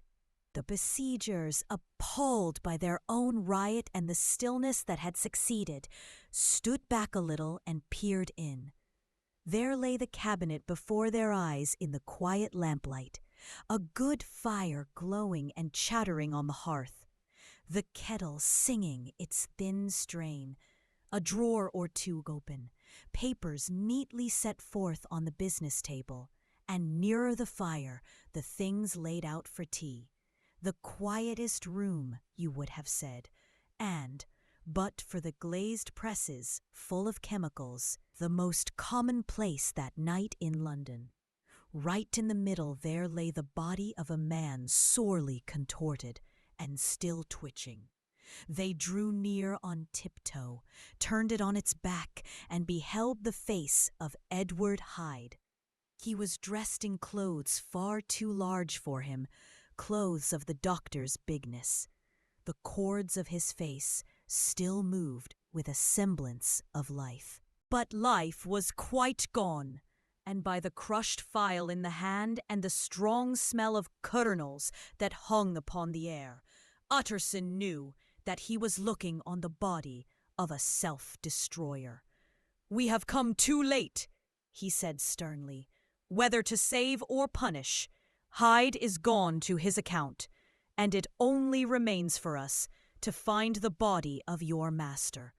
The far greater proportion of the building was occupied by the theatre, which filled almost the whole ground story, had stood long unopened. The cellar, indeed, was filled with crazy lumber, mostly dating from the times of the surgeon who was Jekyll's predecessor. But even as they opened the door, they were advertised of the uselessness of further search by the fall of a perfect mat of cobweb which had for years sealed up the entrance. Nowhere was there any trace of Henry Jekyll, dead or alive. Poole stamped on the flags of the corridor. "He must be buried here," he said, hearkening to the sound. "Or he may have fled," said Utterson, and he turned to examine the door in the by-street.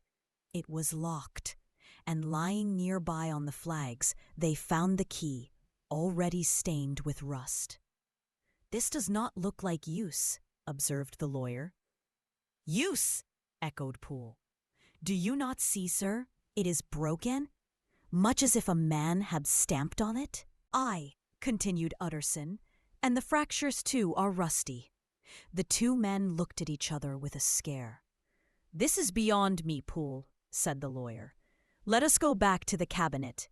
They mounted the stair in silence, and still with an occasional awestruck glance at the dead body, proceeded more thoroughly to examine the contents of the cabinet.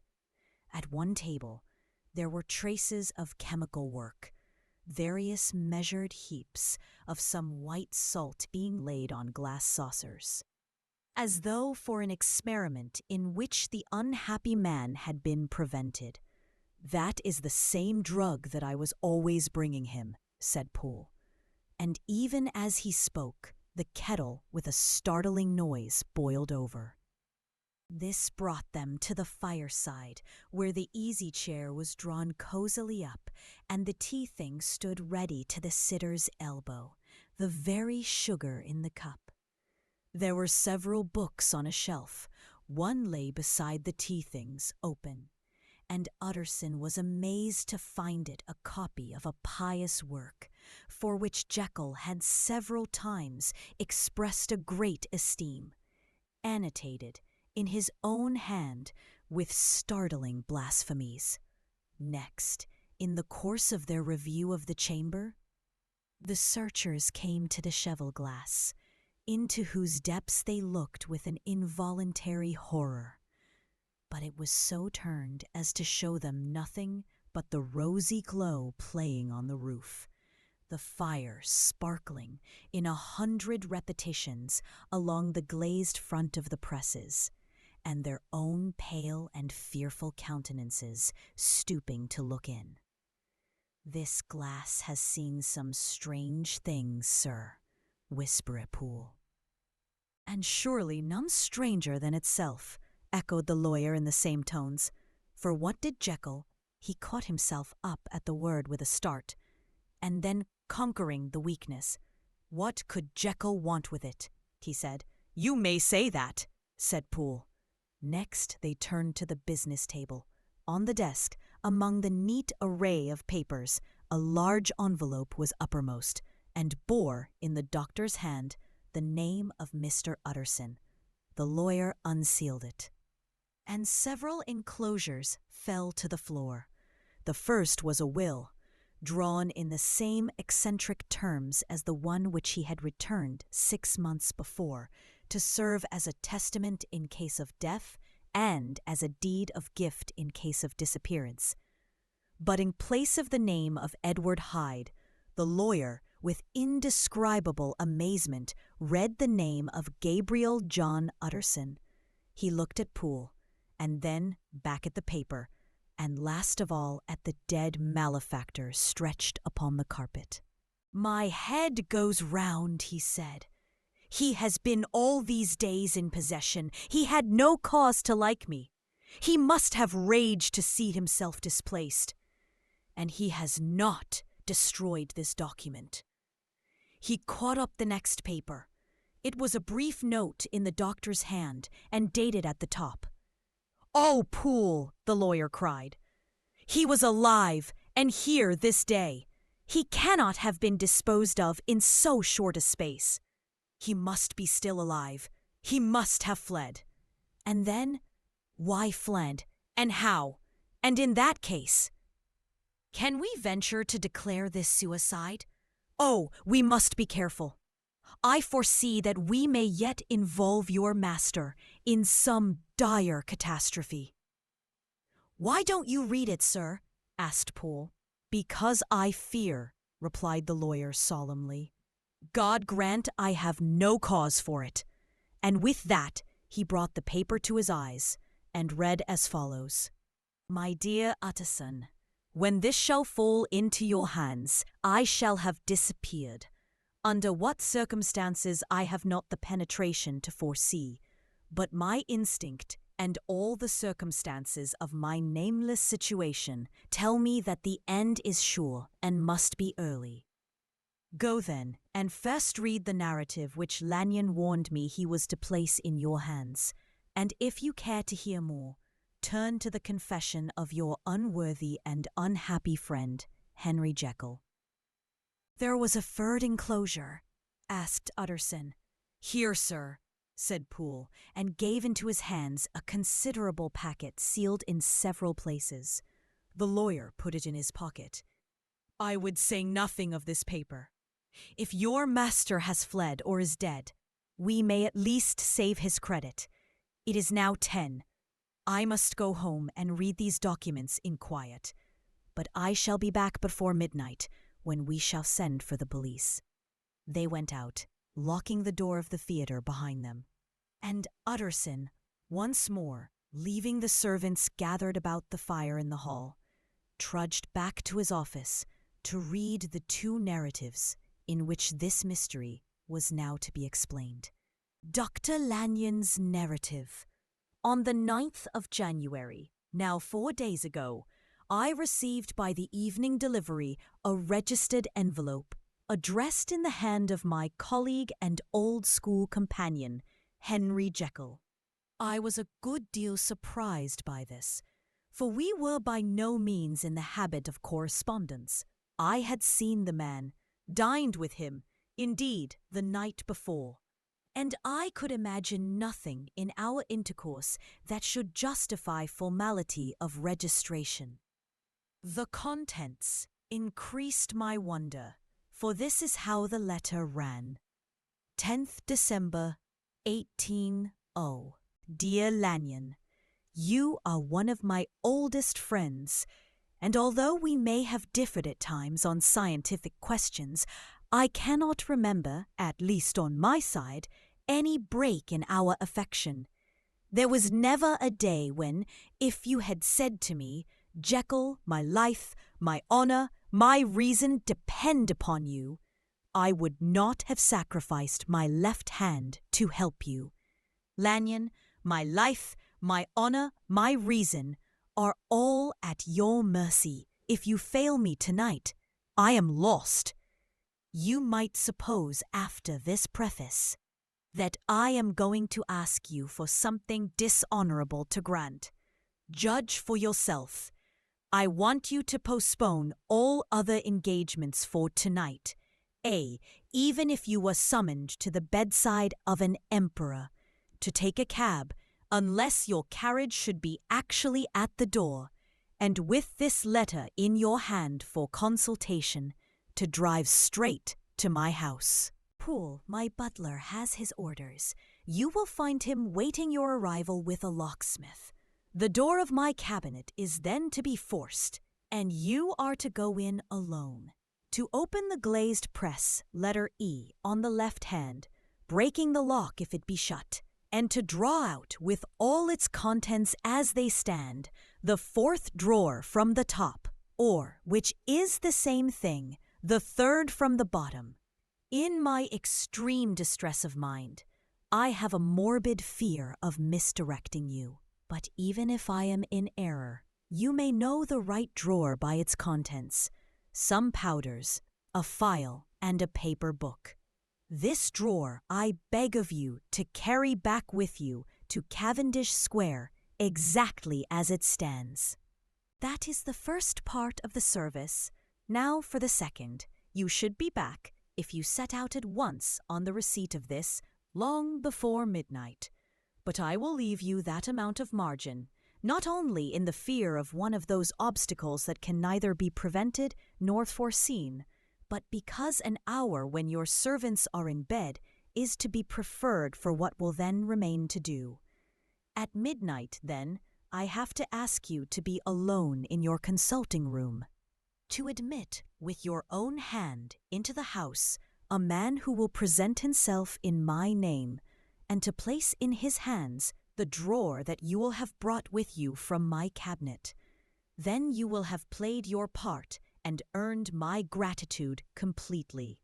5 minutes afterwards, if you insist upon an explanation, you will have understood that these arrangements are of capital importance, and that by the neglect of one of them, fantastic as they must appear, you might have charged your conscience with my death or the shipwreck of my reason. Confident as I am that you will not trifle with this appeal, my heart sinks and my hand trembles at the bare thought of such a possibility. Think of me at this hour, in a strange place, laboring under a blackness of distress that no fancy can exaggerate, and yet well aware that if you will but punctually serve me, my troubles will roll away like a story that is told. Serve me, my dear Lanyon, and save your friend, H.J. P.S. I had already sealed this up when a fresh terror struck upon my soul. It is possible that the post office may fail me, and this letter not coming to your hands until tomorrow morning. In that case, dear Lanyon, do my errand when it shall be most convenient for you in the course of the day, and once more expect my messenger at midnight. It may then already be too late. And if that night passes without event, you will know that you have seen the last of Henry Jekyll. Upon the reading of this letter, I made sure my colleague was insane, but till that was proved beyond the possibility of doubt, I felt bound to do as he requested. The less I understood of this farrago, the less I was in a position to judge of its importance, and an appeal so worded could not be set aside without a grave responsibility. I rose accordingly from table, got into a hansom, and drove straight to Jekyll's house. The butler was awaiting my arrival. He had received by the same post as mine a registered letter of instruction, and had sent at once for a locksmith and a carpenter. The tradesmen came while we were yet speaking, and we moved in a body to old Dr. Denman's surgical theatre, from which, as you are doubtless aware, Jekyll's private cabinet is most conveniently entered. The door of this very strong, the lock excellent. The carpenter avowed he would have great trouble and have to do much damage if force were to be used, and the locksmith was near despair. But this last was a handy fellow, and after 2 hours' work, the door stood open. The press marked E was unlocked, and I took out the drawer, had it filled up with straw and tied in a sheet, and returned with it to Cavendish Square. Here I proceeded to examine its contents. The powders were neatly enough made up, but not with the nicety of the dispensing chemist, so that it was plain they were of Jekyll's private manufacture. And when I opened one of the wrappers, I found what seemed to me a simple crystalline salt of a white color. The phial, to which I next turned my attention, might have been about half full of a blood-red liquor, which was highly pungent to the sense of smell, and seemed to me to contain phosphorus and some volatile ether. At the other ingredients I could make no guess. The book was an ordinary version book, and contained little but a series of dates. These covered a period of many years, but I observed that the entries ceased nearly a year ago, and quite abruptly.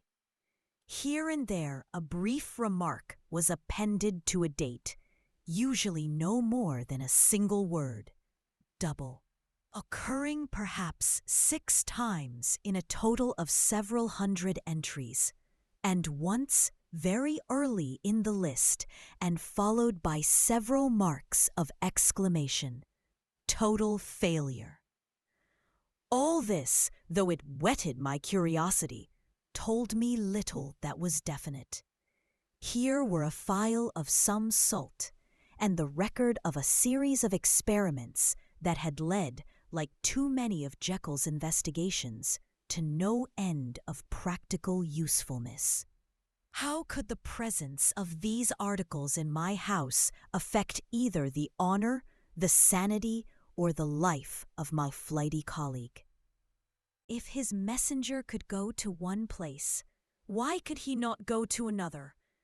And even granting some impediment, why was this gentleman to be received by me in secret? The more I reflected, the more convinced I grew that I was dealing with a case of cerebral disease.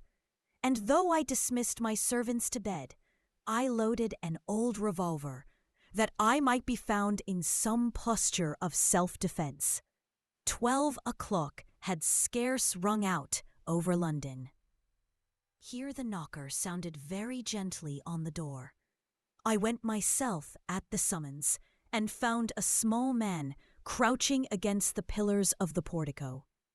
"Are you come from Dr. Jekyll?" I asked. He told me yes by a constrained gesture, and when I had bidden him enter, he did not obey me without a searching backward glance into the darkness of the square. There was a policeman not far off, advancing with his bull's-eye open, and at the sight I thought my visitor started and made greater haste. These particulars struck me, I confess, disagreeably, and as I followed him into the bright light of the consulting room, I kept my hand ready on my weapon. Here, at last, I had a chance of clearly seeing him. I had never set eyes on him before, so much was certain. He was small, as I have said.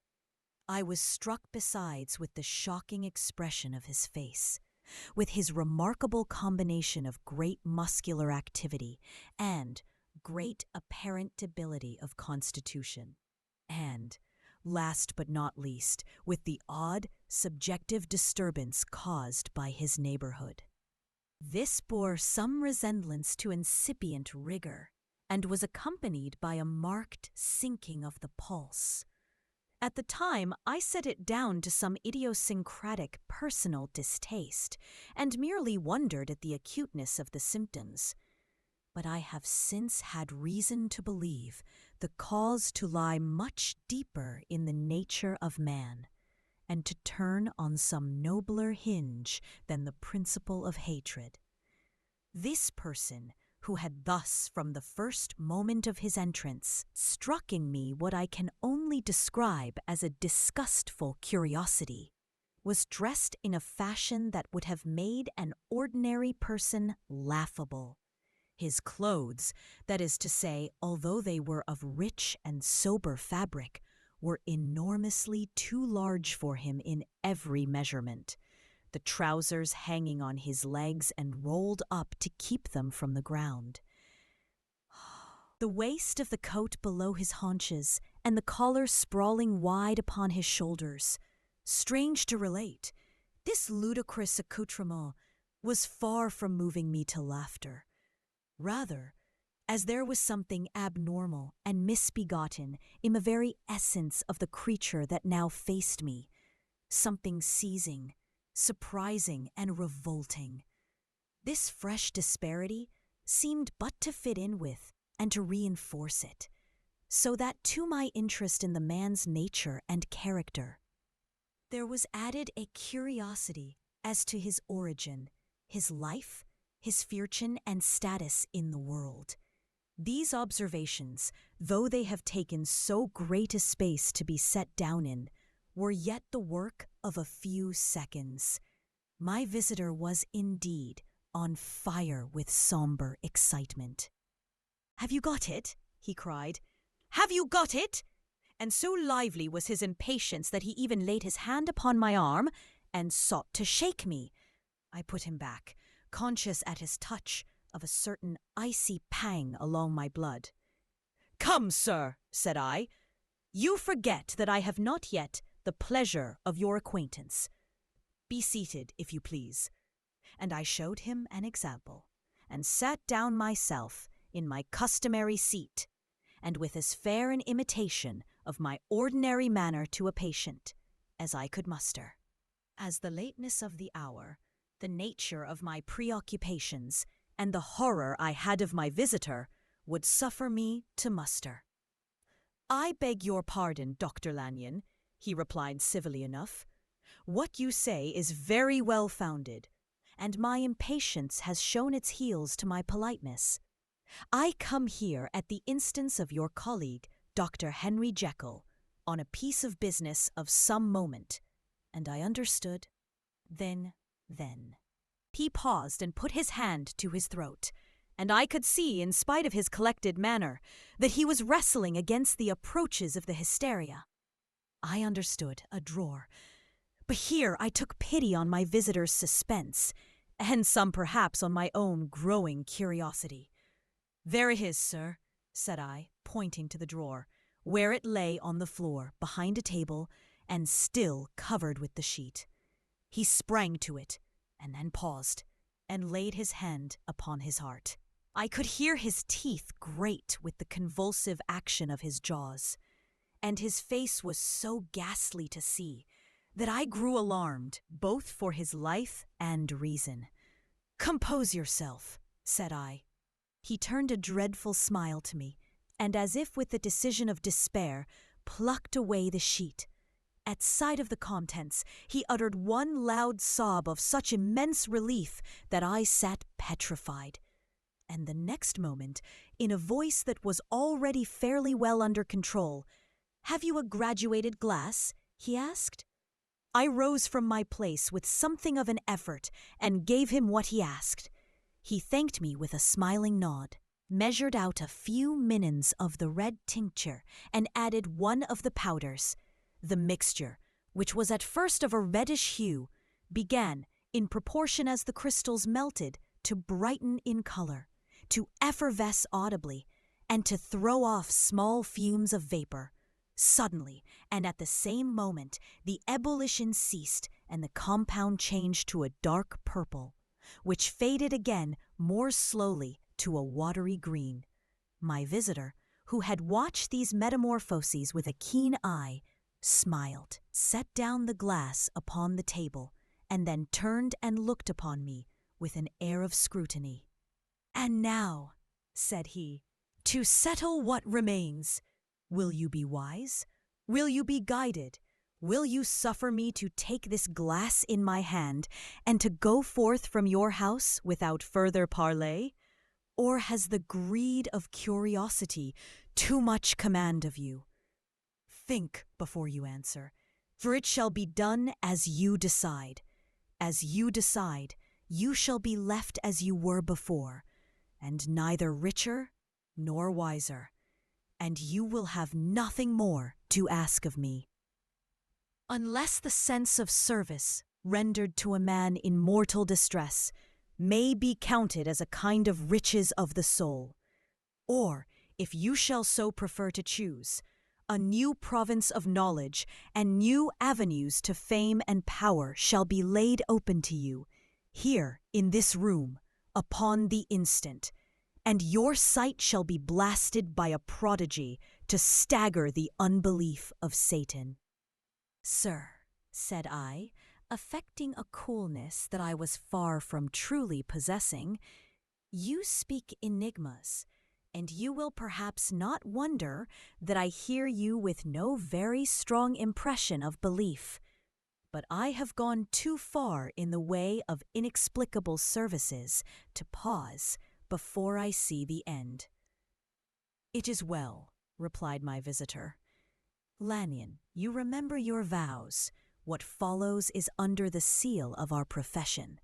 And now, you who have so long been bound to the most narrow and material views, you who have denied the virtue of transcendental medicine, you who have derided your superiors, behold, he put the glass to his lips and drank at one gulp. A cry followed. He reeled, staggered, clutched at the table and held on, staring with injected eyes, gasping with open mouth. And as I looked, there came, I thought, a change. He seemed to swell. His face became suddenly black, and the features seemed to melt and alter.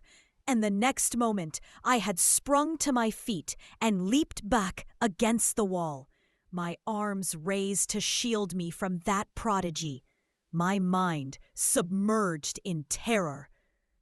"Oh God," I screamed, and "Oh God," again and again, for there before my eyes, pale and shaken and half fainting and groping before him with his hands, like a man restored from death, there stood Henry Jekyll. What he told me in the next hour, I cannot bring my mind to set on paper.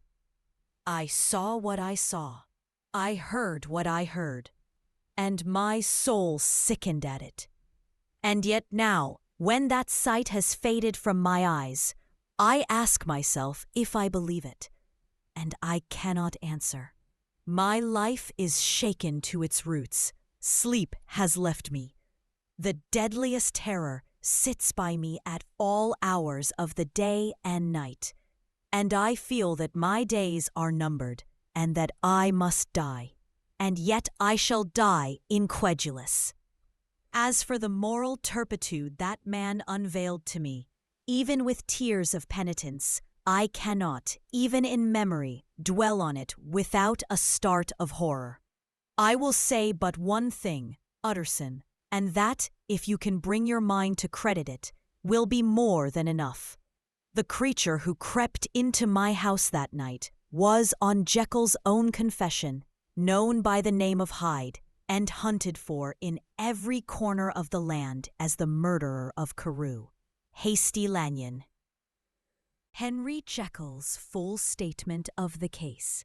I was born in the year 18 to a large fortune, endowed besides with excellent parts, inclined by nature to industry, fond of the respect of the wise and good among my fellow-men, and thus, as might have been supposed, with every guarantee of an honourable and distinguished future. And indeed the worst of my faults was a certain impatient gaiety of disposition, such as has made the happiness of many, but such as I found it hard to reconcile with my imperious desire to carry my head high and wear a more than commonly grave countenance before the public. Hence it came about that I concealed my pleasures, and that when I reached years of reflection and began to look round me and take stock of my progress and position in the world, I stood already committed to a profound duplicity of life. Many a man would have even blazoned such irregularities as I was guilty of, but from the high views that I had set before me, I regarded and hid them with an almost morbid sense of shame. It was thus rather the exacting nature of my aspirations than any particular degradation in my faults that made me what I was, and, with even a deeper trench than in the majority of men, severed in me those provinces of good and ill which divide and compound man's dual nature. In this case, I was driven to reflect deeply and inveterately on that hard law of life which lies at the root of religion, and is one of the most plentiful springs of distress. Though so profound a double dealer, I was in no sense a hypocrite. Both sides of me were in dead earnest. I was no more myself when I laid aside restraint and plunged in shame, than when I labored, in the eye of day, at the furtherance of knowledge or the relief of sorrow and suffering. And it chanced that the direction of my scientific studies, which led wholly towards the mystic and the transcendental, reacted and shed a strong light on this consciousness of the perennial war among my members. With every day, and from both sides of my intelligence, the moral and the intellectual, I thus drew steadily nearer to that truth, by whose partial discovery I have been doomed to such a dreadful shipwreck, that man is not truly one, but truly two. I say two because the state of my own knowledge does not pass beyond that point. Others will follow, others will outstrip me on the same lines, and I hazard the guess that man will be ultimately known for a mere polity of multifarious, incongruous, and independent denizens. I, for my part, from the nature of my life, advanced infallibly in one direction and in one direction only. It was on the moral side and in my own person that I learned to recognize the thorough and primitive duality of man. I saw that of the two natures that contended in the field of my consciousness, even if I could rightly be said to be either, it was only because I was radically both, and from an early date, even before the course of my scientific discoveries had begun to suggest the most naked possibility of such a miracle, I had learned to dwell with pleasure, as a beloved daydream, on the thought of the separation of these elements. If each, I told myself, could be housed in separate identities, life would be relieved of all that was unbearable.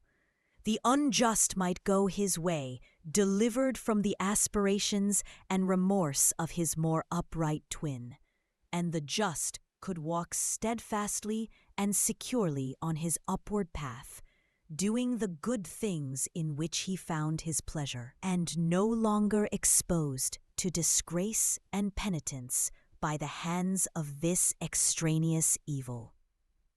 It was the curse of mankind that these incongruous faggots were thus bound together, that in the agonized womb of consciousness these polar twins should be continuously struggling. How then were they dissociated? I was so far in my reflections when, as I have said, a sidelight began to shine upon the subject from the laboratory table. I began to perceive more deeply than it has ever yet been stated the trembling immateriality, the mist-like transience of this seemingly so solid body in which we walk attired. Certain agents I found to have the power to shake and pluck back that fleshly vestment, even as a wind might toss the curtains of a pavilion. For two good reasons, I will not enter deeply into this scientific branch of my confession. First, because I have been made to learn that the doom and burthen of our life is bound forever on man's shoulders, and when the attempt is made to cast it off, it but returns upon us with more unfamiliar and more awful pressure. Second, because, as my narrative will make, alas, too evident, my discoveries were incomplete. Enough, then, that I not only recognized my natural body from the mere aura and effulgence of certain of the powers that made up my spirit, but managed to compound a drug by which these powers should be dethroned from their supremacy, and a second form and countenance substituted, none the less natural to me, because they were the expression and bore the stamp of lower elements in my soul. I hesitated long before I put this theory to the test of practice. I knew well that I risked death, for any drug that so potently controlled and shook the very fortress of identity might, by the least scruple of an overdose, or at the least inopportunity in the moment of exhibition, utterly blot out that immaterial tabernacle which I look to it to change. But the temptation of a discovery so singular and profound at last overcame the suggestions of alarm. I had long since prepared my tincture. I purchased at once from a firm of wholesale chemists a large quantity of a particular salt which I knew from my experiments to be the last ingredient required. And late one accursed night I compounded the elements, watched them boil and smoke together in the glass, and when the ebullition had subsided, with a strong glow of courage, drank off the potion. The most racking pangs succeeded, a grinding in the bones, deadly nausea, and a horror of the spirit that cannot be exceeded at the hour of birth or death.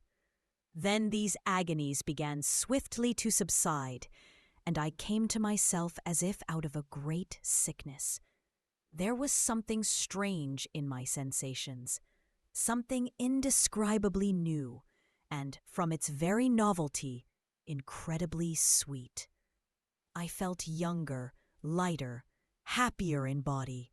Within, I was conscious of a heady recklessness, a current of disordered sensual images running like a mill race in my fancy, a solution of the bonds of obligation, an unknown but not an innocent freedom of the soul. I knew myself at the first breath of this new life to be more wicked, tenfold more wicked, sold a slave to my original evil, and the thought in that moment braced and delighted me like wine.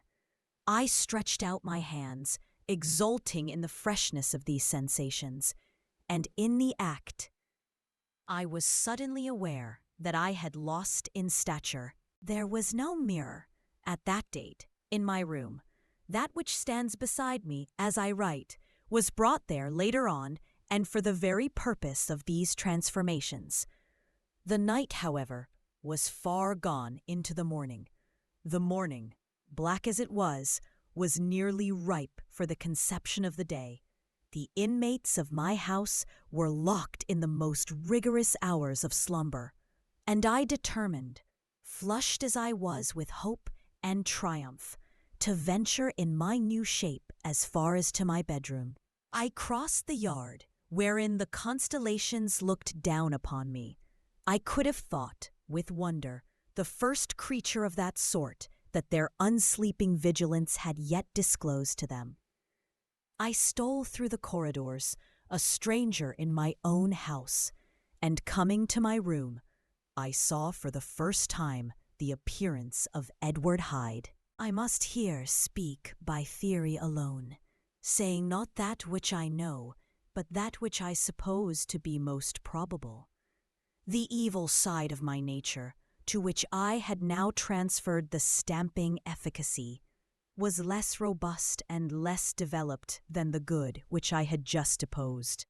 Again, in the course of my life, which had been, after all, 9/10 a life of effort, virtue, and control, it had been much less exercised and much less exhausted. And hence, as I think, it came about that Edward Hyde was so much smaller, slighter, and younger than Henry Jekyll. Even as good shone upon the countenance of the one, evil was written broadly and plainly on the face of the other. Evil, besides, which I must still believe to be the lethal side of man, had left on that body an imprint of deformity and decay. And yet, when I looked upon that ugly idol in the glass, I was conscious of no repugnance, rather of a leap of welcome. I lingered but a moment at the mirror. The second and conclusive experiment had yet to be attempted. It yet remained to be seen if I had lost my identity beyond redemption, and must flee before daylight from a house that was no longer mine. And hurrying back to my cabinet, I once more prepared and drank the cup, once more suffered the pangs of dissolution, and came to myself once more with the character, the stature and the face of Henry Jekyll. That night I had come to the fatal crossroads. Had I approached my discovery in a more noble spirit, had I risked the experiment while under the empire of generous or pious aspirations, all must have been otherwise, and from these agonies of death and birth, I had come forth an angel instead of a fiend. The drug had no discriminating action. It was neither diabolical nor divine. It but shook the doors of the prison house of my disposition, and like the captives of Philippi, that which stood within ran forth. At that time my virtue slumbered, my evil, kept awake by ambition, was alert and swift to seize the occasion, and the thing that was projected was Edward Hyde. Hence, although I had now two characters as well as two appearances, one was wholly evil, and the other was still the old Henry Jekyll, that incongruous compound of whose reformation and improvement I had already learned to despair. The movement was thus wholly toward the worse. There was no mirror at that date in my room. That which stands beside me as I write was brought there later on, and for the very purpose of these transformations. The night, however, was far gone into the morning. The morning, black as it was nearly ripe for the conception of the day.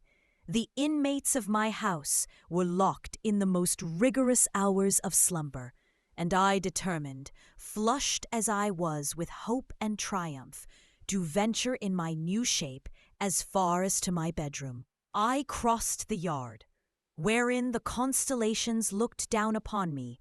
I could have thought, with wonder, the first creature of that sort that their unsleeping vigilance had yet disclosed to them.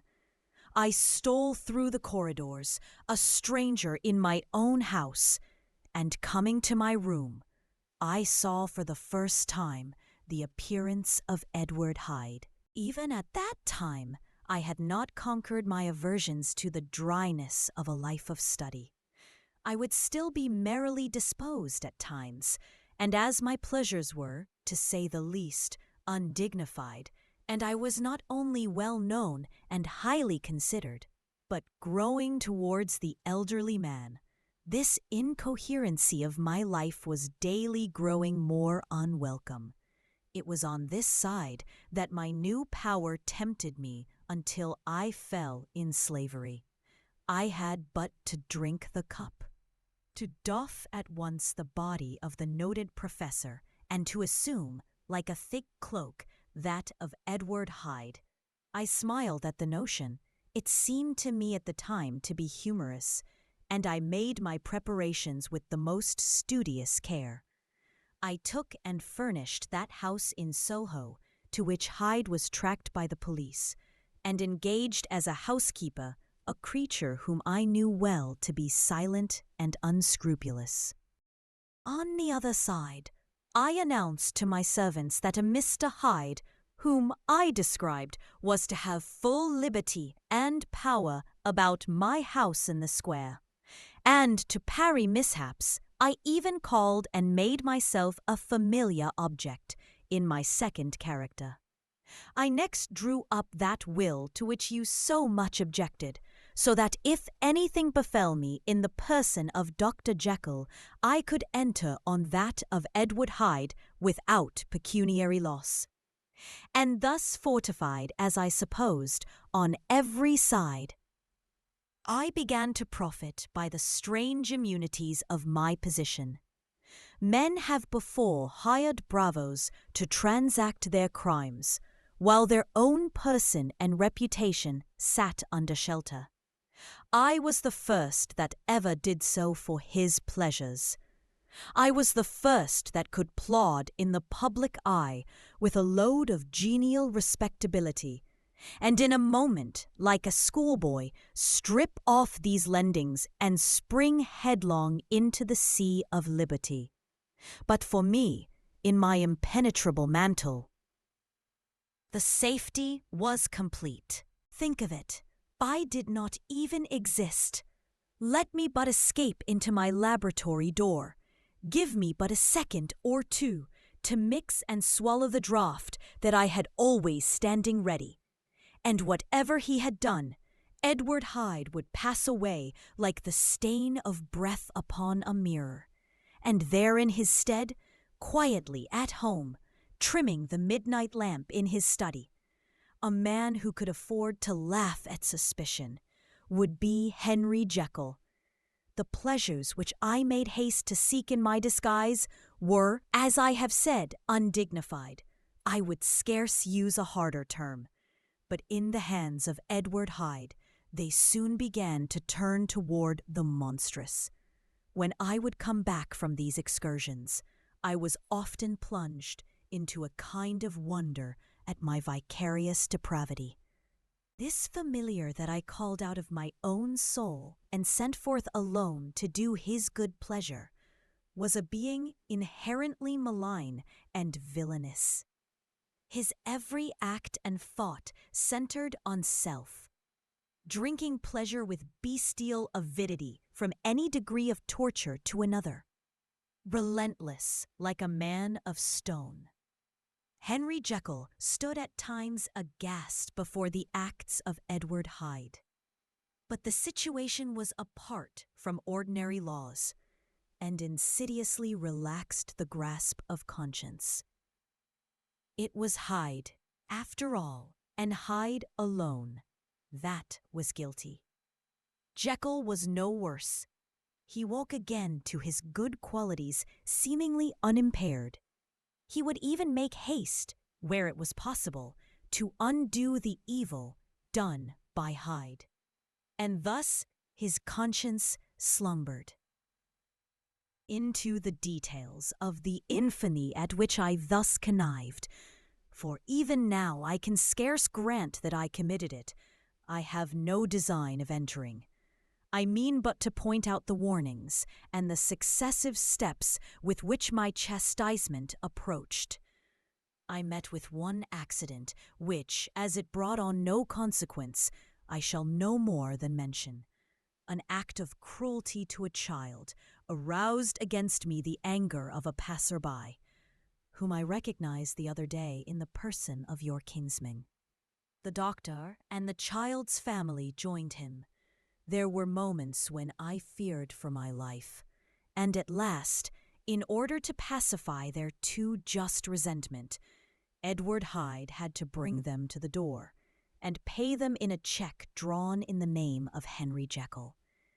But this danger was easily eliminated from the future, by opening an account at another bank in the name of Edward Hyde himself, and when by sloping my own hand backward I had supplied my double with a signature, I thought I sat beyond the reach of fate.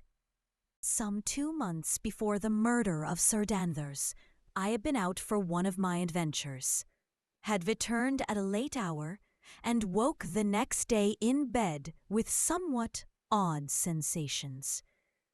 It was in vain I looked about me. In vain I saw the decent furniture and tall proportions of my room in the square.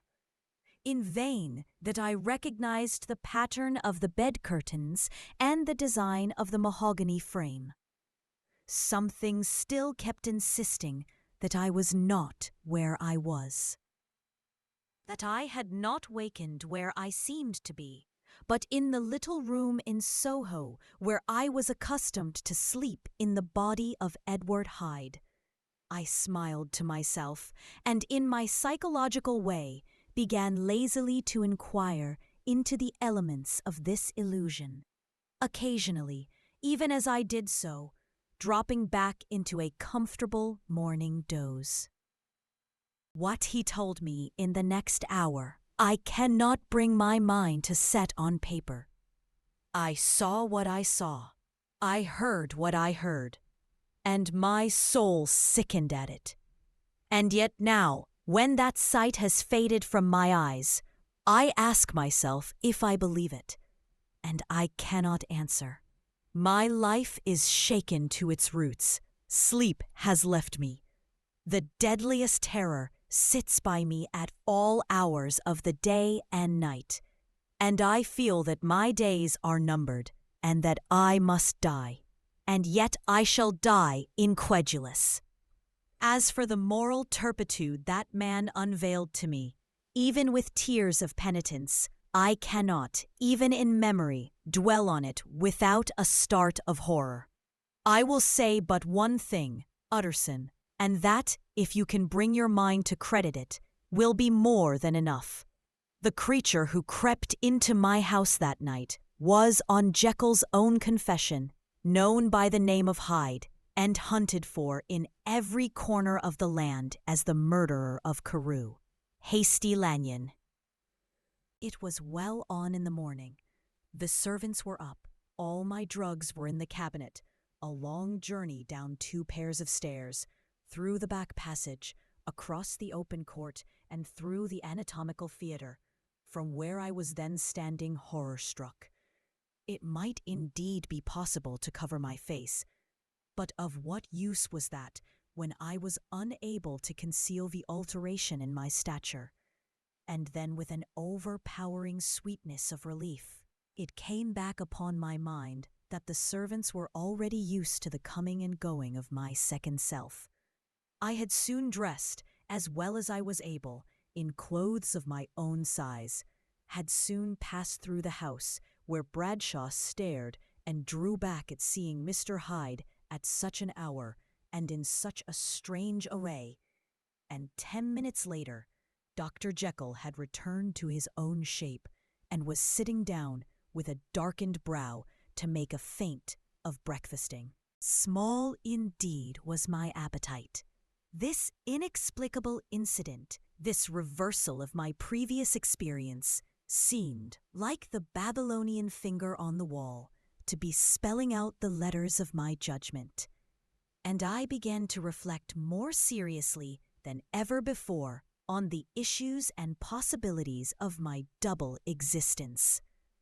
That part of me which I had the power of projecting had lately been much exercised and nourished. It had seemed to me of late as though the body of Edward Hyde had grown in stature, as though, when I wore that form, I were conscious of a more generous tide of blood. And I began to spy a danger that if this were much prolonged, the balance of my nature might be permanently overthrown, the power of voluntary change be forfeited, and the character of Edward Hyde become irrevocably mine. The power of the drug had not been always equally displayed. Once, in my career, it had totally failed me. Since then, I had been obliged on more than one occasion to double, and once, with infinite risk of death, to treble the amount. And these rare uncertainties had cast hitherto the sole shadow on my contentment. Now, however, and in the light of that morning's accident, I was led to remark that whereas, in the beginning, the difficulty had been to throw off the body of Jekyll, it had of late, gradually, but decidedly transferred itself to the other side.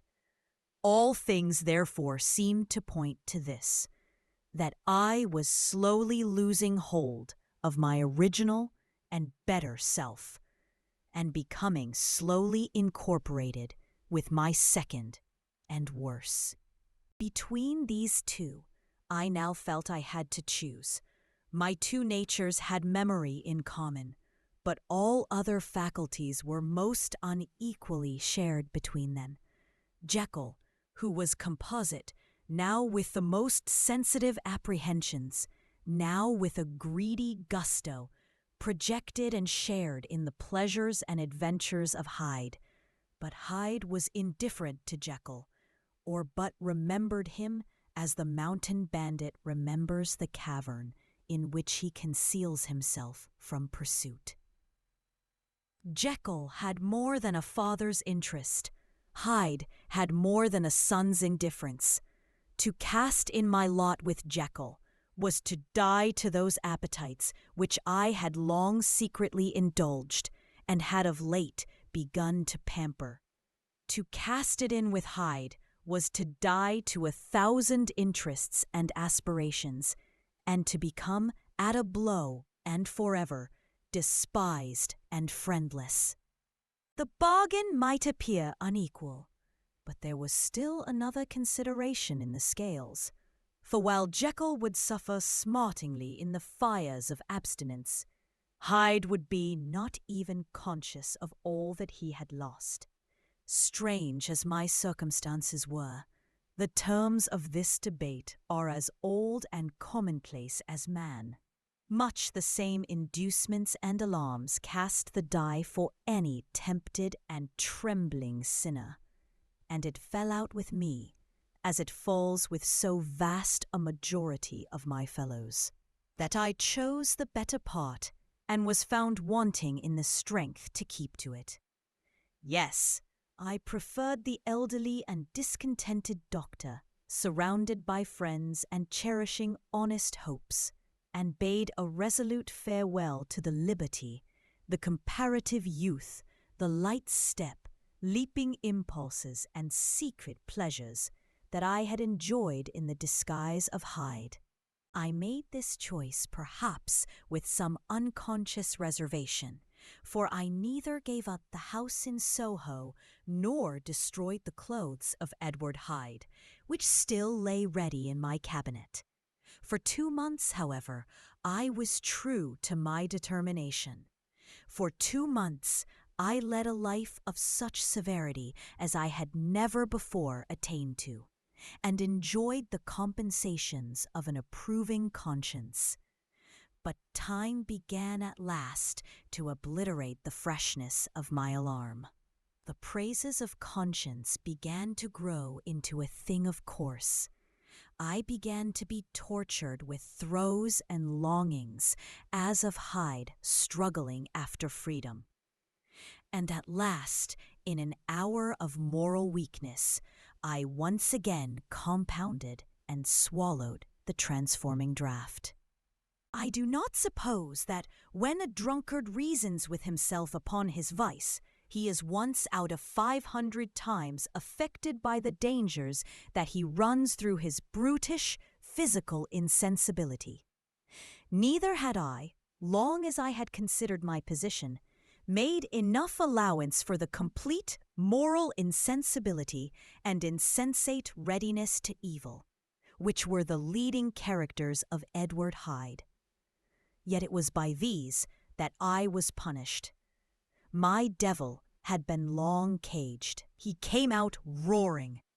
I was conscious, even when I took the draught, of a more unbridled, a more furious propensity to ill. It must have been this, I suppose, that stirred in my soul that tempest of impatience with which I listened to the civilities of my unhappy victim. I declare, at least, before God, no man morally sane could have been guilty of that crime upon so pitiful a provocation, and that I struck in no more reasonable spirit than that in which a sick child may break a plaything. But I had voluntarily stripped myself of all those balancing instincts by which even the worst of us continues to walk with some degree of steadiness among temptations. And in my case, to be tempted, however slightly, was to fall. Instantly, the spirit of hell awoke in me and raged. With a transport of glee, I mauled the unresisting body, tasting delight from every blow, and it was not till weariness had begun to succeed that I was suddenly, in the top fit of my delirium, struck through the heart by a cold thrill of terror. A mist dispersed. I saw my life to be forfeit, and fled from the scene of these excesses, at once glorying and trembling, my lust of evil gratified and stimulated, my love of life screwed to the topmost peg. I ran to the house in Soho, and, to make assurance doubly sure, destroyed my papers. Thence I set out through the lamplit streets, in the same divided ecstasy of mind, gloating on my crime, light-headedly devising others in the future, and yet still hastening and still hearkening in my wake for the steps of the avenger.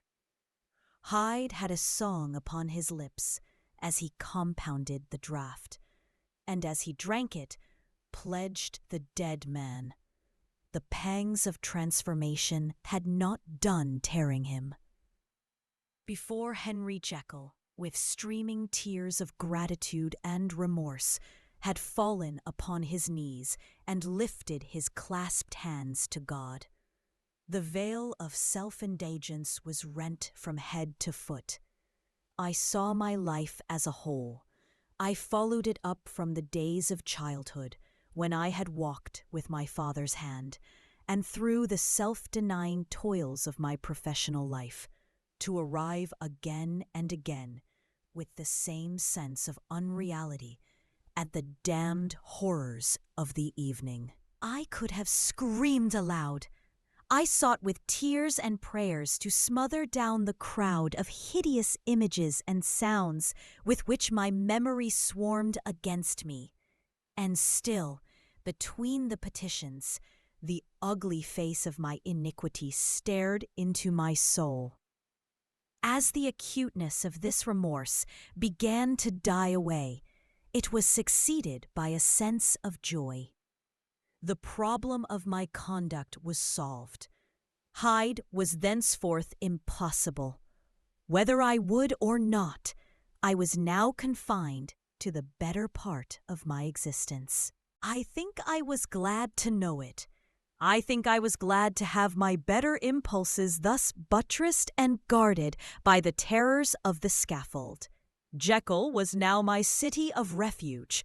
Let but Hyde peep out an instant, and the hands of all men would be raised to take and slay him. I resolved in my future conduct to redeem the past, and I can say with honesty that my resolve was fruitful of some good. You know yourself how earnestly in the last months of the last year I labored to relieve suffering. You know that much was done for others, and that the days passed quietly, almost happily for myself. Nor can I truly say that I wearied of this beneficent and innocent life. I think instead that I daily enjoyed it more completely, but I was still cursed with my duality of purpose. And as the first edge of my penitence wore off, the lower side of me, so long indulged, so recently chained down, began to growl for license. Not that I dreamed of resuscitating Hyde. The bare idea of that would startle me to frenzy. No, it was in my own person that I was once more tempted to trifle with my conscience. And it was as an ordinary secret sinner that I at last fell before the assaults of temptation. There comes an end to all things. The most capacious measure is filled at last. And this brief condescension to my evil finally destroyed the balance of my soul. And yet I was not alarmed. The fall seemed natural, like a return to the old days before I had made my discovery. It was a fine, clear, January day, wet underfoot where the frost had melted, but cloudless overhead, and the Regent's Park was full of winter chirrupings and sweet with spring odors. I sat in the sun on a bench, the animal within me licking the chops of memory. The spiritual side a little drowsed, promising subsequent penitence, but not yet moved to begin. After all, I reflected, I was like my neighbors, and then I smiled, comparing myself with other men, comparing my active goodwill with the lazy cruelty of their neglect. And at the very moment of that vainglorious thought, a qualm came over me, a horrid nausea, and the most deadly shuddering. These passed away and left me faint, and then, as in its turn faintness subsided, I began to be aware of a change in the temper of my thoughts, a greater boldness, a contempt of danger, a solution of the bonds of obligation. I looked down. My clothes hung formlessly on my shrunken limbs. The hand that lay on my knee was corded and hairy. I was once more Edward Hyde. A moment before, I had been safe of all men's respect, wealthy, beloved, the cloth laying for me in the dining room at home. And now I was the common quarry of mankind, hunted, houseless, a known murderer, thrall to the gallows. My reason wavered, but it did not fail me utterly. I have more than once observed that in my second character, my faculties seemed sharpened to a point and my spirits more tensely elastic. Thus it came about that where Jekyll perhaps might have succumbed, Hyde rose to the importance of the moment. My drugs were in one of the presses of my cabinet. How was I to reach them? That was the problem that, crushing my temples in my hands, I set myself to solve. The laboratory door I had closed. If I sought to enter by the house, my own servants would consign me to the gallows. I saw I must employ another hand, and thought of Lanyon. How was he to be reached? How persuaded? Supposing that I escaped capture in the streets, how was I to make my way into his presence? And how should I, an unknown and displeasing visitor, prevail on the famous physician to rifle the study of his colleague, Dr. Jekyll? Then I remembered that, of my original character, one part remained to me. I could write my own hand, and once I had conceived that kindling spark, the way that I must follow became lighted up from end to end. Thereupon, I arranged my clothes as best I could, and summoning a passing hansom, drove to an hotel in Portland Street, the name of which I chanced to remember. At my appearance, which was indeed comical enough, however tragic a fate these garments covered, the driver could not conceal his mirth. I gnashed my teeth upon him with a gust of devilish fury, and the smile withered from his face, happily for him, yet more happily for myself. For in another instant I had certainly dragged him from his perch. At the inn, as I entered, I looked about me with so black a countenance as made the attendants tremble. Not a look did they exchange in my presence, but obsequiously took my orders, led me to a private room, and brought me wherewithal to write. Hyde, in danger of his life, was a creature new to me. Shaken with inordinate anger, strung to the pitch of murder, lusting to inflict pain. Yet the creature was astute, mastered his fury with a great effort of the will, composed his two important letters, one to Lanyon and one to Poole, and that he might receive actual evidence of their being posted, sent them out with directions that they should be registered. Thenceforward, he sat all day over the fire in the private room, gnawing his nails. There he dined, sitting alone with his fears, the waiter visibly quailing before his eye. And thence, when the night was fully come, he set forth in the corner of a closed cab, and was driven to and fro about the streets of the city. He, I cannot say I. That child of hell had nothing human. Nothing lived in him but fear and hatred. And when at last, thinking the driver had begun to grow suspicious, he discharged the cab and ventured on foot, attired in his misfitting clothes, an object marked out for observation, into the midst of the nocturnal passengers. These two base passions raged within him like a tempest. He walked fast, hunted by his fears, chattering to himself, skulking through the less frequented thoroughfares, counting the minutes that still divided him from midnight. Once a woman spoke to him, offering, I think, a box of lights. He smote her in the face, and she fled. When I came to myself at Lanyon's, the horror of my old friend perhaps affected me somewhat. I do not know. It was at least but a drop in the sea to the abhorrence with which I looked back upon these hours. A change had come over me. It was no longer the fear of the gallows. It was the horror of being Hyde that racked me. I received Lanyon's condemnation partly in a dream. It was partly in a dream that I came home to my own house and got into bed. I slept after the prostration of the day, with a stringent and profound slumber which not even the nightmares that wrung me could avail to break. I awoke in the morning, shaken, weakened, but refreshed. I still hated and feared the thought of the brute that slept within me, and I had not, of course, forgotten the appalling dangers of the day before, but I was once more at home, in my own house, and close to my drugs. And gratitude for my escape shone so strong in my soul that it almost rivaled the brightness of hope.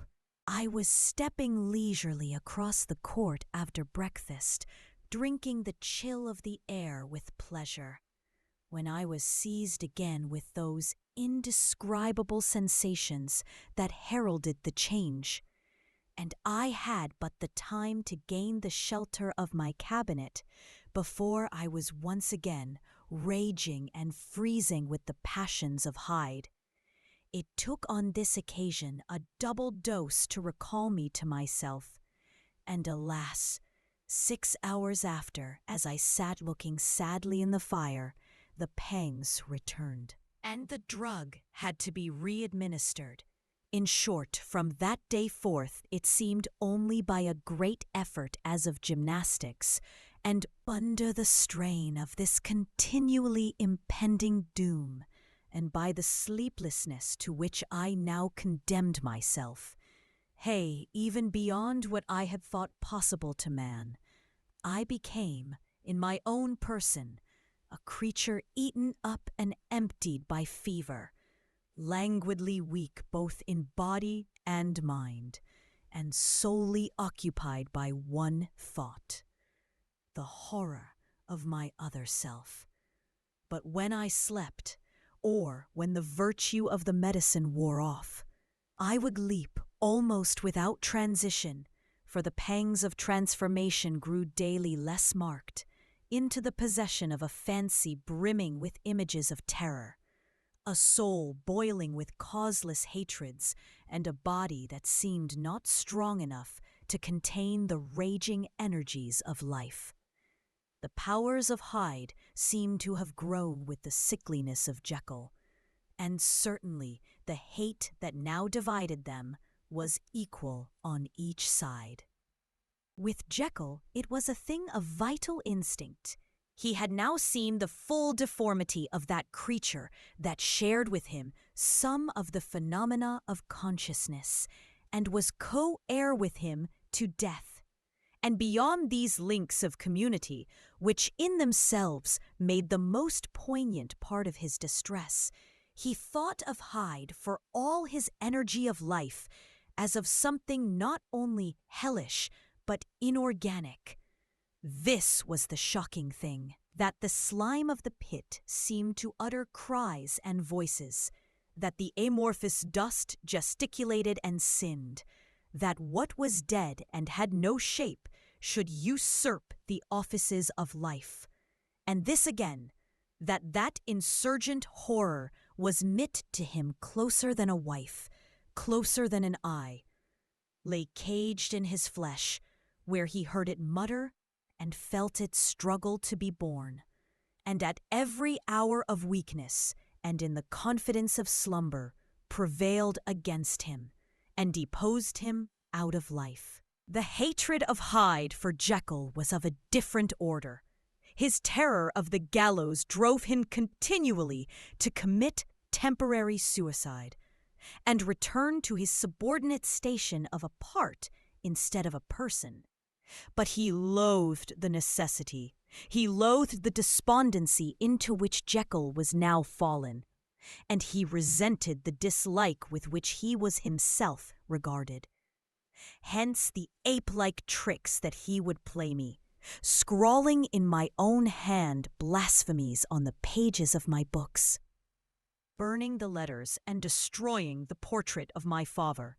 And indeed, had it not been for his fear of death, he would long ago have ruined himself in order to involve me in the ruin. But his love of life is wonderful. I go further. I, who sicken and freeze at the mere thought of him, when I recall the abjection and passion of this attachment, and when I know how he fears my power to cut him off by suicide, I find it in my heart to pity him. It is useless, and the time awfully fails me to prolong this description. No one has ever suffered such torments. Let that suffice. And yet even to these, habit brought not alleviation, but a certain callousness of soul, a certain acquiescence of despair. And my punishment might have gone on for years, but for the last calamity which has now fallen, and which has finally severed me from my own face and nature. My provision of the salt, which had never been renewed since the date of the first experiment, began to run low. I sent out for a fresh supply and mixed the draught. The ebullition followed, and the first change of color, not the second. I drank it, and it was without efficiency. You will learn from Carew how I have had London ransacked. It was in vain, and I am now persuaded that my first supply was impure, and that it was that unknown impurity which lent efficacy to the draught. About a week has passed, and I am now finishing this statement under the influence of the last of the old powders. This, then, is the last time, short of a miracle, that Henry Jekyll can think his own thoughts or see his own face, now how sadly altered, in the glass. Nor must I delay too long to bring my writing to an end, for if my narrative has hitherto escaped destruction, it has been by a combination of great prudence and great good luck. Should the throes of change take me in the act of writing it, Hyde will tear it in pieces. But if some time shall have elapsed after I have laid it by, his wonderful selfishness and circumscription to the moment will probably save it once again from the action of his ape-like spite. And indeed, the doom that is closing on us both has already changed and crushed him. Half an hour from now, when I shall again and forever re-endue that hated personality, I know how I shall sit shuddering and weeping in my chair, or continue, with the most strained and fear-struck ecstasy of listening, to pace up and down this room, my last earthly refuge, and give ear to every sound of menace. Will Hyde die upon the scaffold? Or will he find courage to release himself at the last moment? God knows, I am careless. This is my true hour of death. And what is to follow concerns another than myself. Here then, as I lay down the pen and proceed to seal up my confession, I bring the life of that unhappy Henry Jekyll to an end. And with this, our story comes to a close. We'll meet again with a new story soon. Until then, take care and keep listening to Driven to Win.